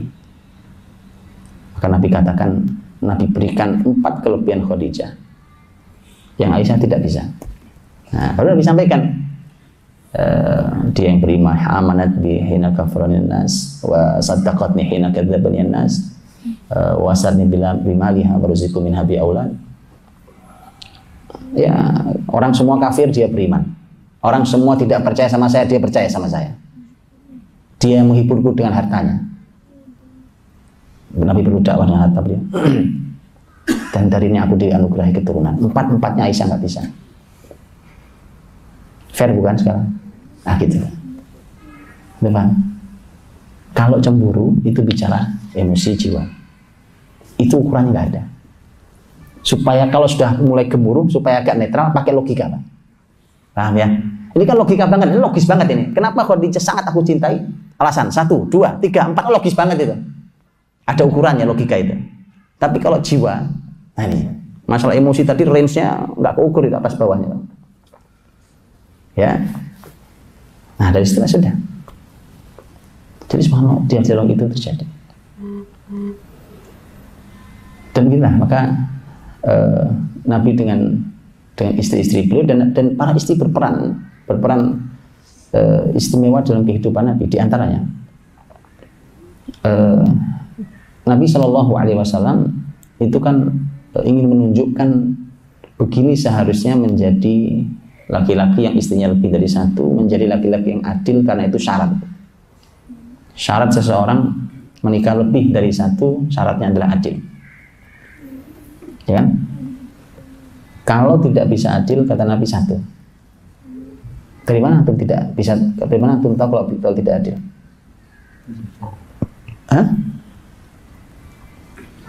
Fa in lam ta'dilu fa wahidah. Kalau kalian tidak bisa adil, maka satu saja istri. Dari mana antum tahu kalau adil nggak adil? Antum kan belum nyoba antum. Antum belum nyoba kan? Dari mana antum tahu kalau adil? Gitu. Kenapa? Karena keadilan itu ada ukurannya dalam Islam. Sehingga antum bisa mengukur, bisa nggak saya penuhi ini ya? Itu ukurannya. Kan ada ukurannya. Dan keadilan itu para ulama mengatakan ukurannya adalah fisik, bukan hati. Kalau hati, Nabi sudah berdoa pada Allah. Sudah berdoa pada Allah. Allahumma hadhihi qismati fala tu'akhidni bima la amlik fala tu'akhidni bima la amlik. Ya Allah, inilah pembagianku di antara istri-istriku, maka jangan kau hukum aku karena apa yang tidak aku miliki.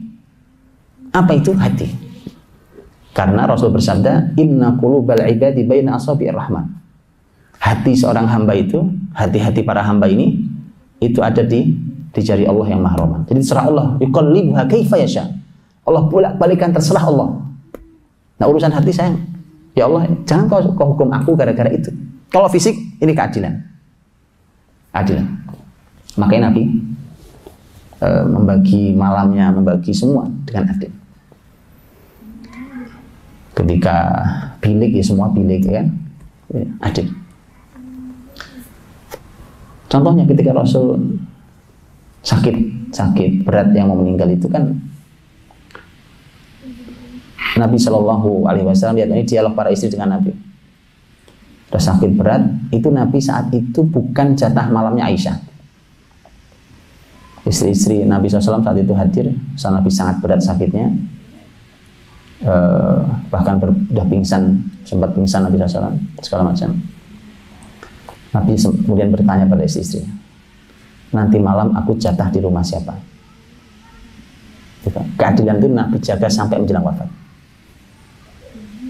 Tapi lihat, pertanyaan ini oleh para istri Nabi tidak dipahami apa adanya. Ya kan? Kan kalimatnya apa?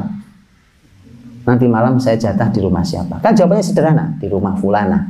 Kan simpel, gitu harusnya kan? Sebut nama istrinya. Tidak. Para istri Nabi memahami. Oh, nampaknya Nabi ingin ke rumah Aisyah. Dari mana tahunya? Itu loh kan. Itu dialog tanpa kata namanya. Tapi dipahami. Tirulah Nabi SAW, suami istri, nggak keluar kalimatnya, Nabi langsung, para istri Nabi paham. Maka Nabi begitu mereka dialog ini tentang nampaknya ingin ke rumah Aisyah radhiyallahu anha. Dan kan semua itu tahu bahwa Aisyah istri yang paling dicintai Nabi SAW, dan kemudian maka Nabi minta izin pada para istri yang lain, ya, untuk dirawat di rumahnya Aisyah radhiyallahu anha. Karenanya Rasul meninggal wafat di pangkuan Aisyah, dan ini wafat terindah, meninggal di pangkuan istri.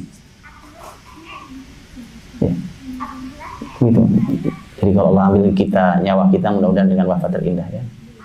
Masya Allah, wafat luar biasa. Nah, gitu. Ini yang dibanggakan Aisyah juga.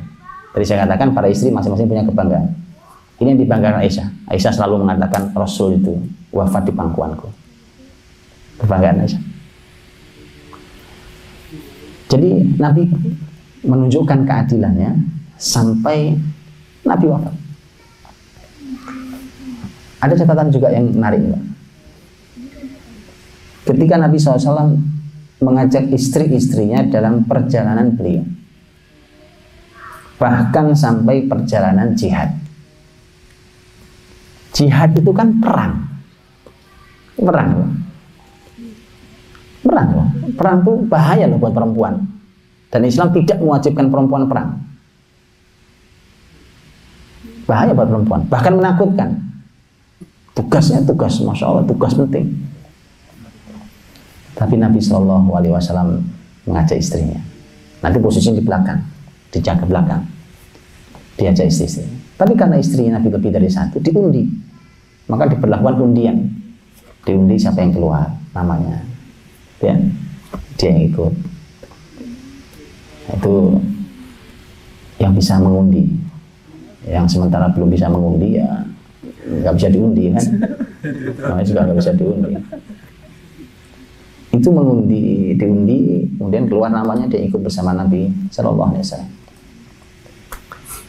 Ini sebenarnya ada sisi menariknya. Antum bisa bayangkan, ini juga ternyata pelajaran buat para ayah, ya, para bapak. Sekali-kali boleh lah antum, ya kan? Ya kan kalau kita ini kalimat saya, Pak. Kan di dalam syariat untuk umat Nabi Muhammad maksimal hanya boleh 4, ya. Mengajak istri pergi dalam tugas antum sekali waktu itu menarik. Saya dulu sering merenungi, kenapa ya Nabi ngajak istri? Ini kan perang loh kok diajak istrinya. Kan perang itu namanya perang, kadang kacau, kadang muslimin kalah, kadang-kadang bukan menang terus kan rawan gitu. Dan kenapa juga istri Nabi menikmati ini, menikmati perjalanan ini? Karena gini teman-teman, saya oh iya ya, saya sudah nanya nih ke banyak suami kalau ini, apa memang begitu? Ternyata jawabannya iya rata-rata. Saya nggak tahu antum jawabannya enggak nanti. Antum itu teman-teman mau tugas kemanapun, tugas keluar kota, tugas keluar negeri, kemanapun itu, tugasnya sulit, berat, melelahkan. Tapi di mata istri gini jawabannya, ayah mah enak, jalan-jalan terus. Jangan-jangan enggak? Oh sama ternyata di sini. Ternyata sama di Telkomsel ternyata. Sama ternyata. Padahal kadang-kadang, ya Allah jalan-jalan. Aku loh sampai sana nggak sempat jalan-jalan. Selesai tugas langsung pulang. Itu tidur aja nggak sempat. Saking lelahnya tugas. Tapi gitu, itu. Saya ada hikmah besar di balik itu. Ya karena maksimal 4 ya kan. Untuk istri Nabi SAW. Kalau sementara ada yang tidak, yang belum bisa mengundi ya kan, maka ya mungkin 4:1 lah ya. 4 perjalanan diajak sekali gitu. Oh, betul. Iya, 4 banding 1. Anggap aja dia iya memang ini keliranmu karena yang lain kemarin istri yang lain. Kalau istri itu kosong, nggak ada gambarnya, wajahnya nggak ada kan? Iya, ya, wajahnya tanda tanya itu nggak ada. Ini yang keempat jatahmu. Kita jalani jatahmu yang keempat nih. Ya.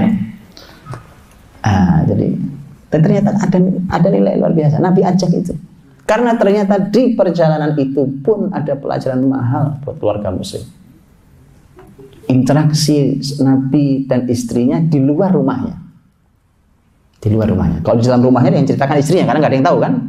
Tapi di luar rumahnya sahabat menyaksikan. Subhanallah ya.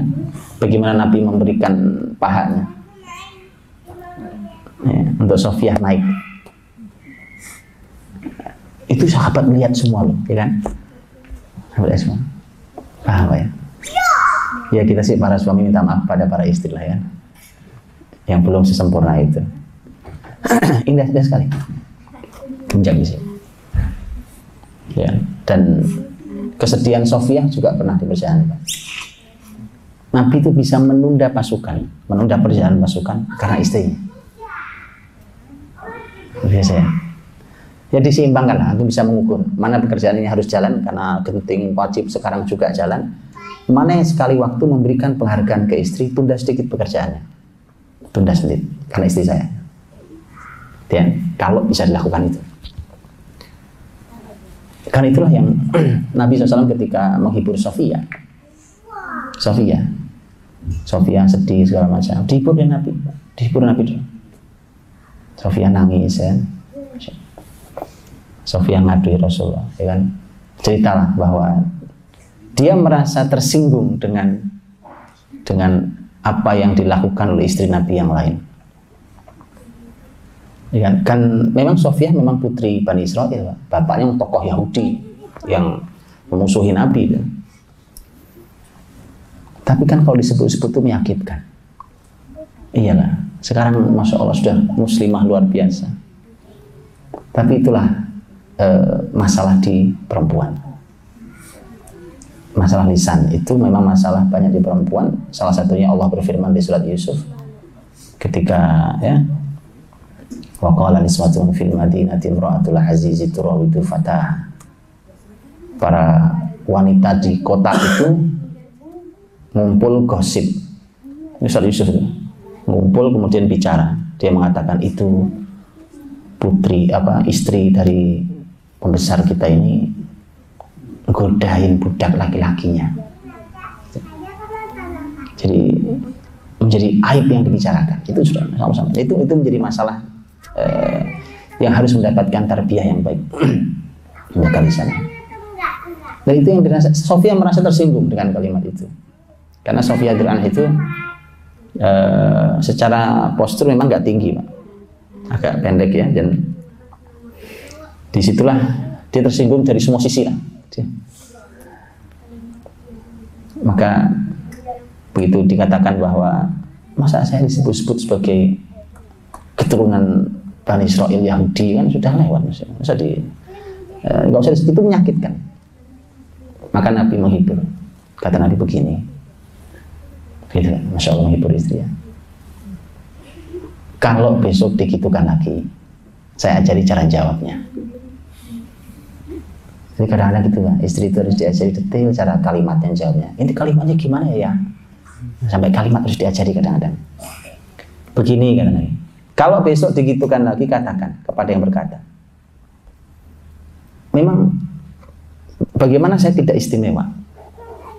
Kalau ayah saya adalah Nabi, paman saya adalah Nabi, dan suami saya adalah Nabi.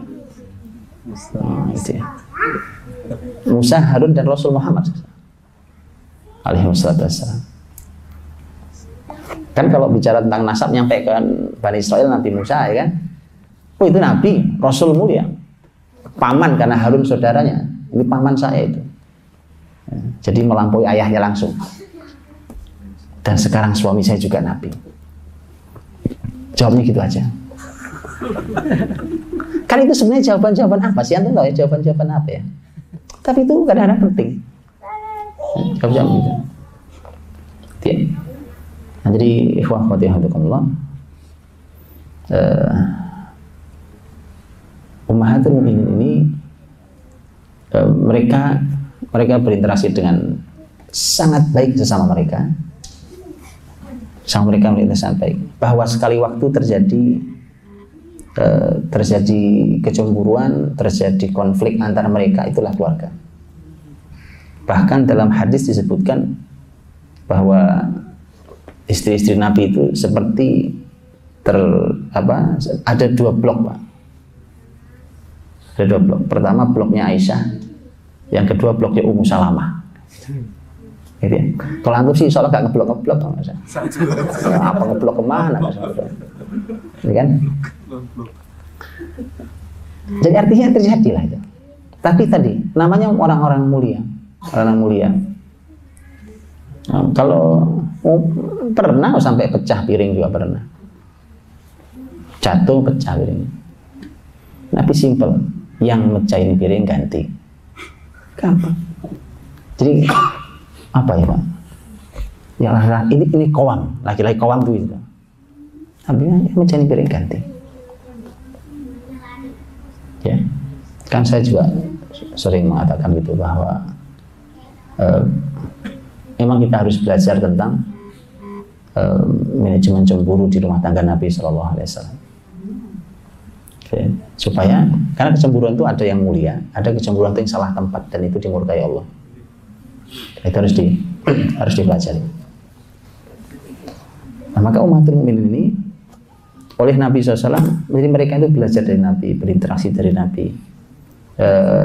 Nanti ditugasi Allah Subhanahu Wa Taala, ditugasi Allah untuk wadkurna ma yutla fi buyutikunna min ayatillahi wal hikmah. Ceritakan, sampaikan apa yang dibacakan Allah di rumah-rumah kalian berupa ayat dan hikmah. Karena kalau urusan interaksi di dalam kamar atau apa yang ada di kamar itu tidak ada sahabat bisa masuk. Maka tugas para istri Nabi, karena Nabi teladan sampai urusan kamar, maka para istri Nabi harus menyampaikannya.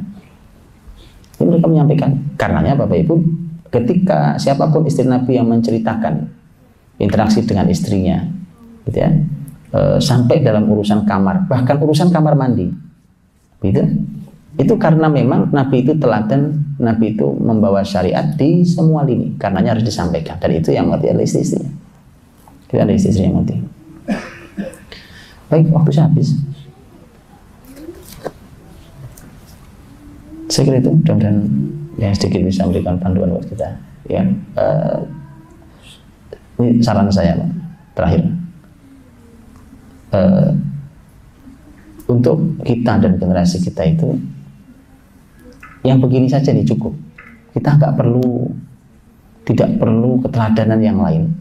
Kita tidak perlu kekaguman yang lain. Anak-anak kita silahkan Pak.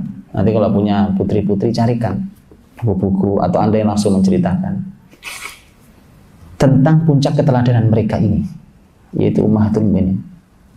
Baca satu-satu sampai selesai. Biar mereka tahu, oh begini ibu mereka, oh begini teladan tertinggi mereka. Dan biarkan mereka mengagumi sendiri. Wanita mana yang kira-kira saya kayaknya cocok sama dengan Ummu Salamah, pokoknya. Saya kayaknya mirip kayak Zainab. Zainab itu istri Nabi yang terampil sekali tangannya. Kalau Aisyah itu kan akalnya terampil sekali, gitu. Zainab itu terampil sekali tangannya. Sampai Aisyah sendiri mengatakan itu Zainab itu wanita mulia, kata Aisyah. Wanita mulia yang dia tangannya itu menghasilkan uang, itu Zainab. Dan dia bersedekah dengan hasilnya itu. Nah gitu. Kan ada memang jenis yang begitu ya, Insya Allah, tanpa mengganggu tugas seorang istri di rumah. Jadi mohon diberikan bukunya, diberikan pelajarannya kepada anak-anak kita biar mereka tidak salah mengagumi seseorang dan seterusnya. Baik, wallahu a'lam. Saya kembalikan. Saya Muhammad Kasir atas penjelasannya. Insyaallah kita masih ada waktu jika ada pertanyaan dari Bapak dan Ibu. Mungkin dari Bapak dulu, saya mau bertanya.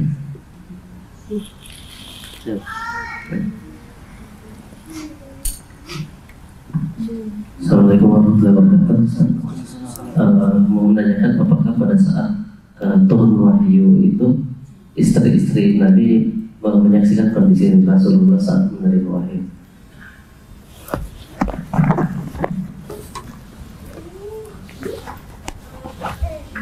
Saat Nabi dapat wahyu, terkadang istri beliau kadang melihat. Contohnya adalah Aisyah radhiyallahu anha suatu hari melihat Nabi Shallallahu Alaihi Wasallam sedang berbincang serius dengan salah satu sahabat, Dihya bin Khalifah Al-Kalbi. Ini sahabat paling tampan di Madinah, pengusaha kaya.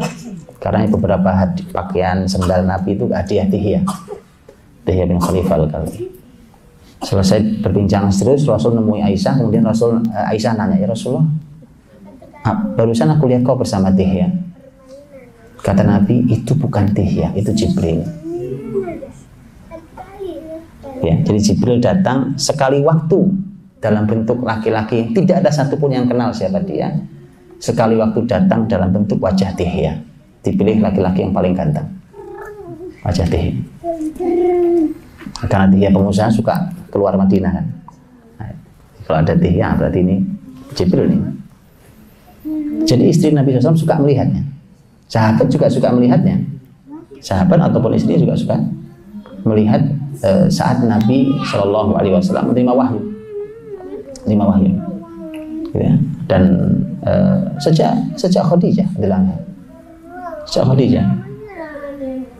Jibril datang karena waktu di awal beliau dapat wahyu itu kan Rasul ingin meyakinkan dirinya bahwa ini malaikat bukan setan, kan begitu. Maka Khadijah wanita cerdas, dia menguji, ya kita uji yuk, ini malaikat apa setan, diuji. Sehingga Khadijah berkata, nanti kalau yang menemuimu datang kabari aku, kata Khadijah gitu. Kita uji. Begitu datang, Rasul mengatakan, ini datang nih. Khadijah nggak bisa lihat, ini datang nih. Oke, diujilah oleh Khadijah dengan cara Khadijah duduk di pangkuan Nabi di sebelah sini, duduk segala macam. Masih ada nggak? Masih ada. Dia pindah, masih ada nggak? Masih ada. Itu dites dulu sama Khadijah, dan seterusnya. Ini sampai nanti kemudian Khadijah mengatakan itu bukan setan, itu malaikat. Jadi istri Nabi menyaksikan sebagian dari prosesi Nabi Shallallahu Alaihi Wasallam menerima wahyu dari Allah SWT. Karena kadang-kadang Nabi itu janjian dengan Jibril di dalam rumahnya. Berarti kan dalam rumah istrinya, dalam rumahnya. Di antaranya adalah ketika Nabi suatu hari itu nunggu Jibril karena Jibril janji datang. Ditunggu nggak datang. Nabi ini kok nggak datang Jibril? Nggak mungkin Jibril ingkar janji, itu nggak ada. Jibril tak pernah ingkar janji, ya. Maka Nabi keluar dari rumahnya, kok nggak ada. Jadi tunggu, kan janjinya dalam rumah, waktu yang jelas. Begitu di luar rumahnya, baru Nabi ngeliat Jibril. Loh kok di luar, kan janjinya di dalam. Gitu kan? Jibril mengatakan, aku tidak mungkin masuk dalam rumah yang ada anjingnya. Nabi dan rumah saya nggak ada anjing, ya. Nabi masuk ke rumah, dicek rumahnya. Ternyata ada anjing kecil di bawah kolong. Wah, ada anjing kecil, pantasan Jibril nggak masuk. Ya kan? Karena kita semua tahu hadisnya, malaikat tidak masuk ke dalam rumah yang ada patung dan anjing. Nah, jangan masukkan anjing dalam rumah, jangan masukkan patung dalam rumah. Malaikat nggak masuk. Jadi, lihat ini. Dan para ahli ilmu mengatakan bahwa anjing itu adalah mainannya cucunya. Anjing kecil itu, jaru itu adalah mainan cucunya Nabi Shallallahu Alaihi Wasallam.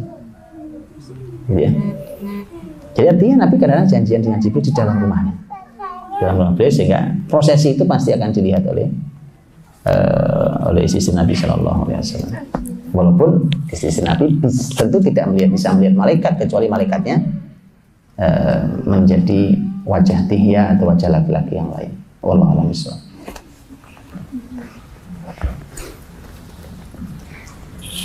Satu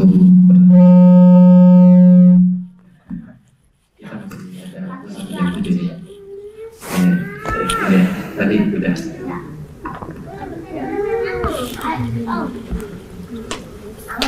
Assalamualaikum warahmatullahi wabarakatuh.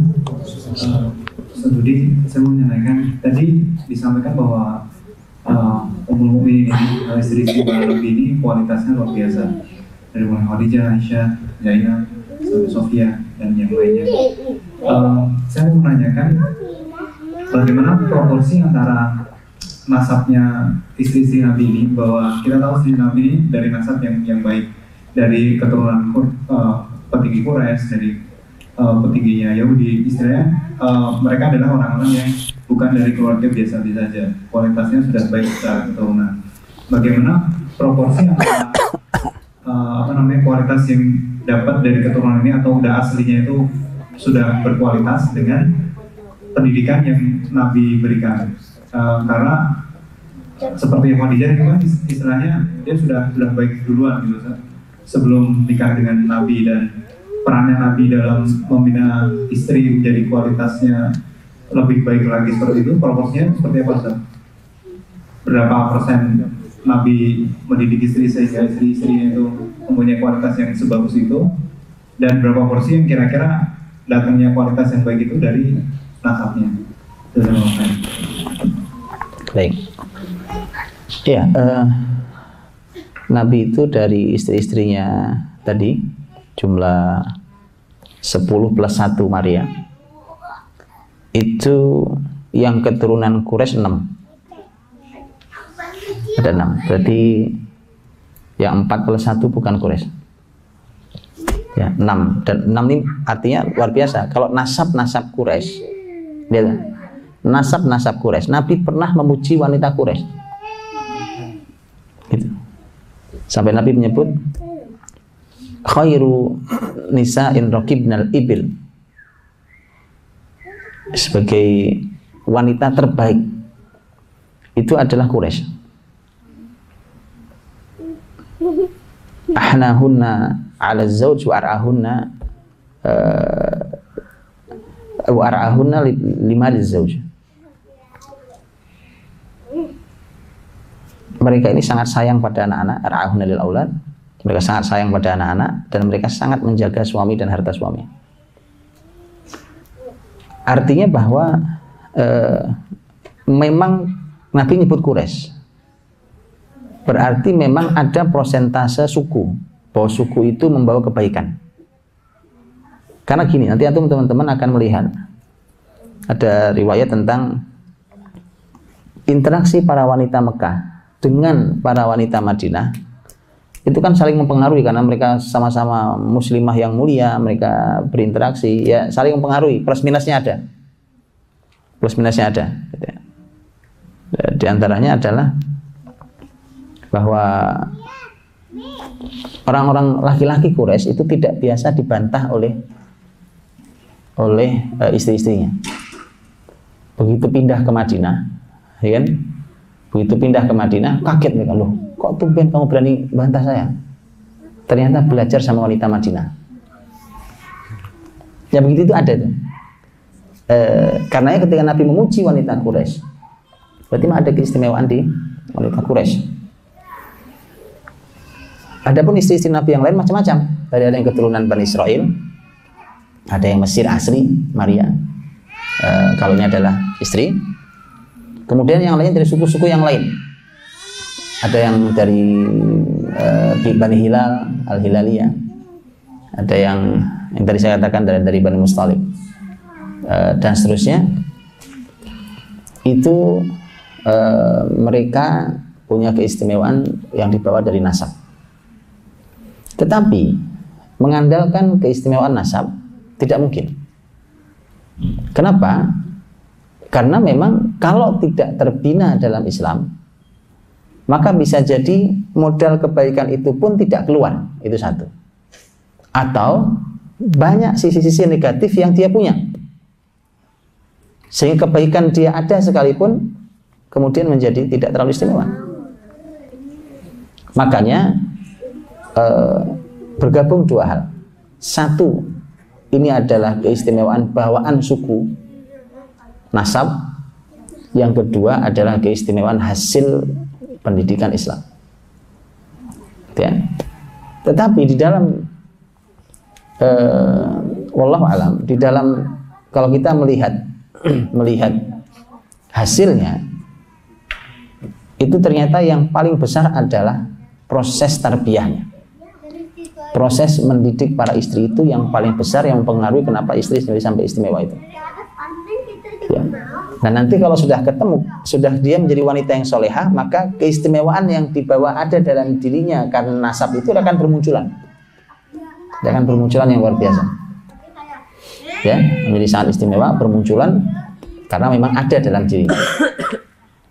Ya, jadi seperti itu. Makanya kenapa Nabi mengatakan bahwa tunkahul mar'atu li'arba', wanita dinikahi karena 4 hal. Salah satunya adalah karena nasab. Karena nasab itu ada bawaannya. Nasab itu ada bawaannya.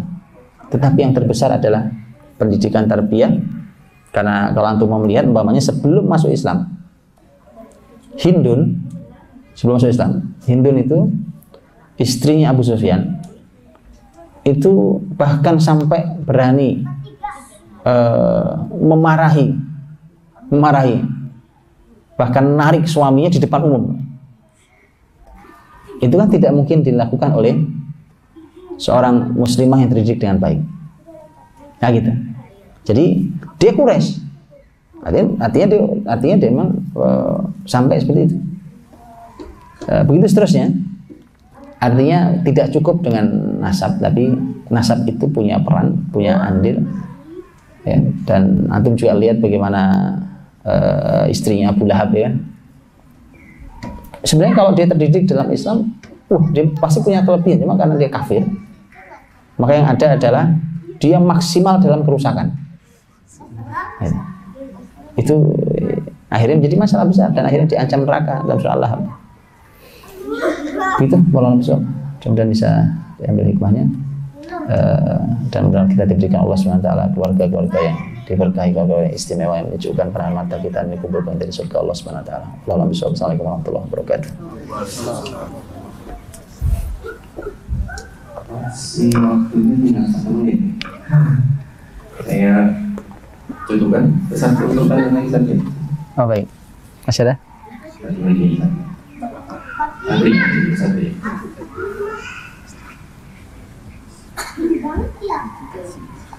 Assalamualaikum warahmatullahi Assalamualaikum. Ya. Ini saya tertarik dengan usia Aisyah saat menikah, Ustaz. Karena dikatakan akad umur 7 tahun dan tinggal serumah umur 10 tahun, Ustaz. Nah, dimana kalau misalnya saya coba compare dengan terjadinya usia sekitar 19-21 tahun.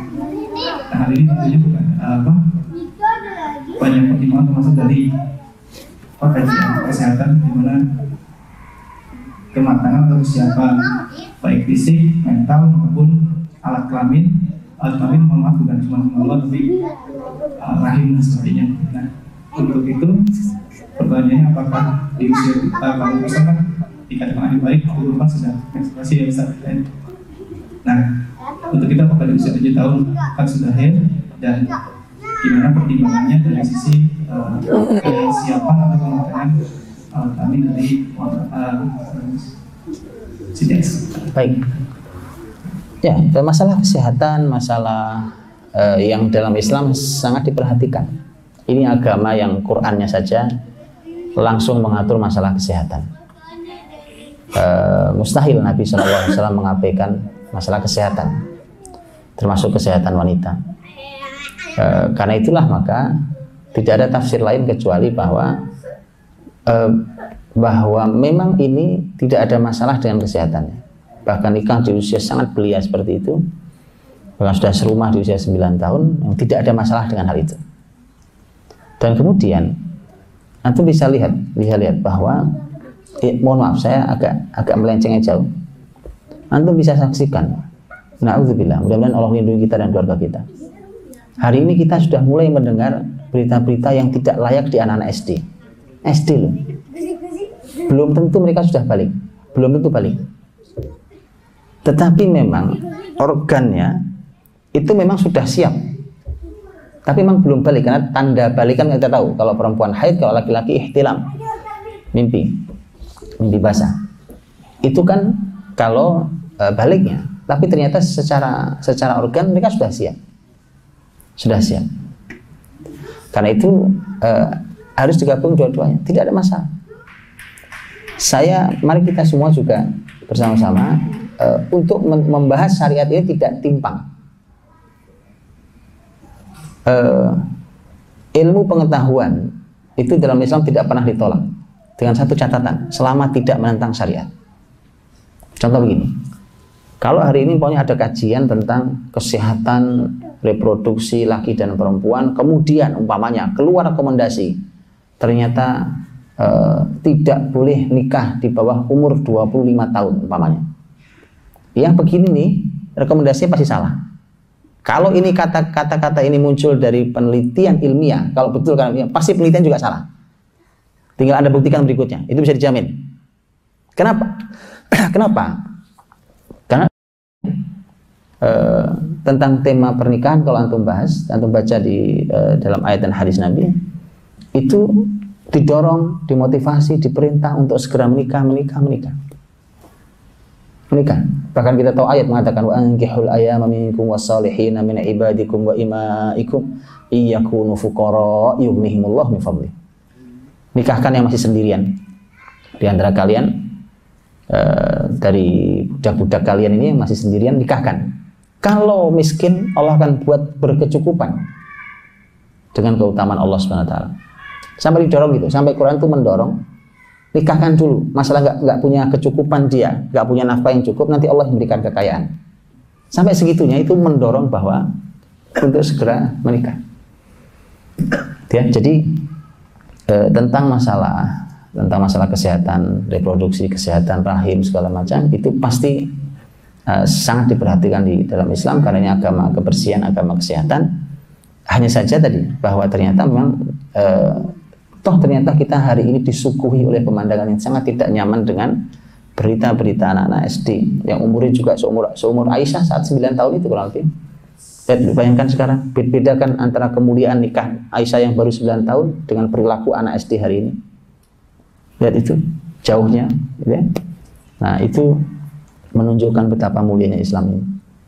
Di satu sisi anak-anak kecil hari ini, anak-anak kita sudah dirangsang syahwatnya dengan berbagai macam hal, gitu ya. Kemudian ternyata dibuatkan aturan untuk menikahnya ditunda jauh sekali. Bagaimana? Wong syahwatnya udah muncak, gitu kan. Sementara pendidikan iman dan akhlaknya juga nol. Ya sudah, yang terjadi pasti seperti binatang, mengumbar syahwatnya di mana saja. Dan itu menjadi fenomena yang sangat mengerikan, karena Islam menjaga betul kemuliaan, menjaga betul kesucian. Karenanya Allah memuji Maryam dengan bahwa Maryam itu innallaha astafaki wa tahharaki wastafaki ala nisa'il alamin. Kata istafaki diulang 2 kali, itu Allah memilih Maryam, tapi di tengahnya Allah sampaikan Allah mensucikan dirimu. Mensucikan dirimu.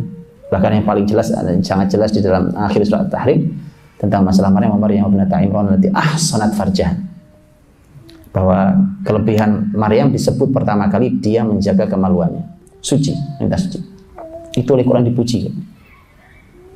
Kesucian, kehormatan sangat dipuji dalam Islam, karena kalau itu disepelekan oleh generasi ini berarti rusak sekali. Gitu ya. Nah, ini yang harus jadi PR buat kita, harus menggabungkan semua hal, karena nikah kan juga bukan masalah syahwat saja. Bukan hanya masalah syahwat saja. Tetapi pernikahan itu adalah kebahagiaan dunia akhirat. Karenanya berarti kita punya tugas. Dengan keadaan seperti ini, tidak hanya mereka cepat menikah, tapi memang mereka siap berumah tangga dengan semua ilmu yang harus dimiliki, dengan semua keahlian. Kalau laki-laki berarti sudah punya penghasilan dan seterusnya. Ya, wallahu a'lam bishawab.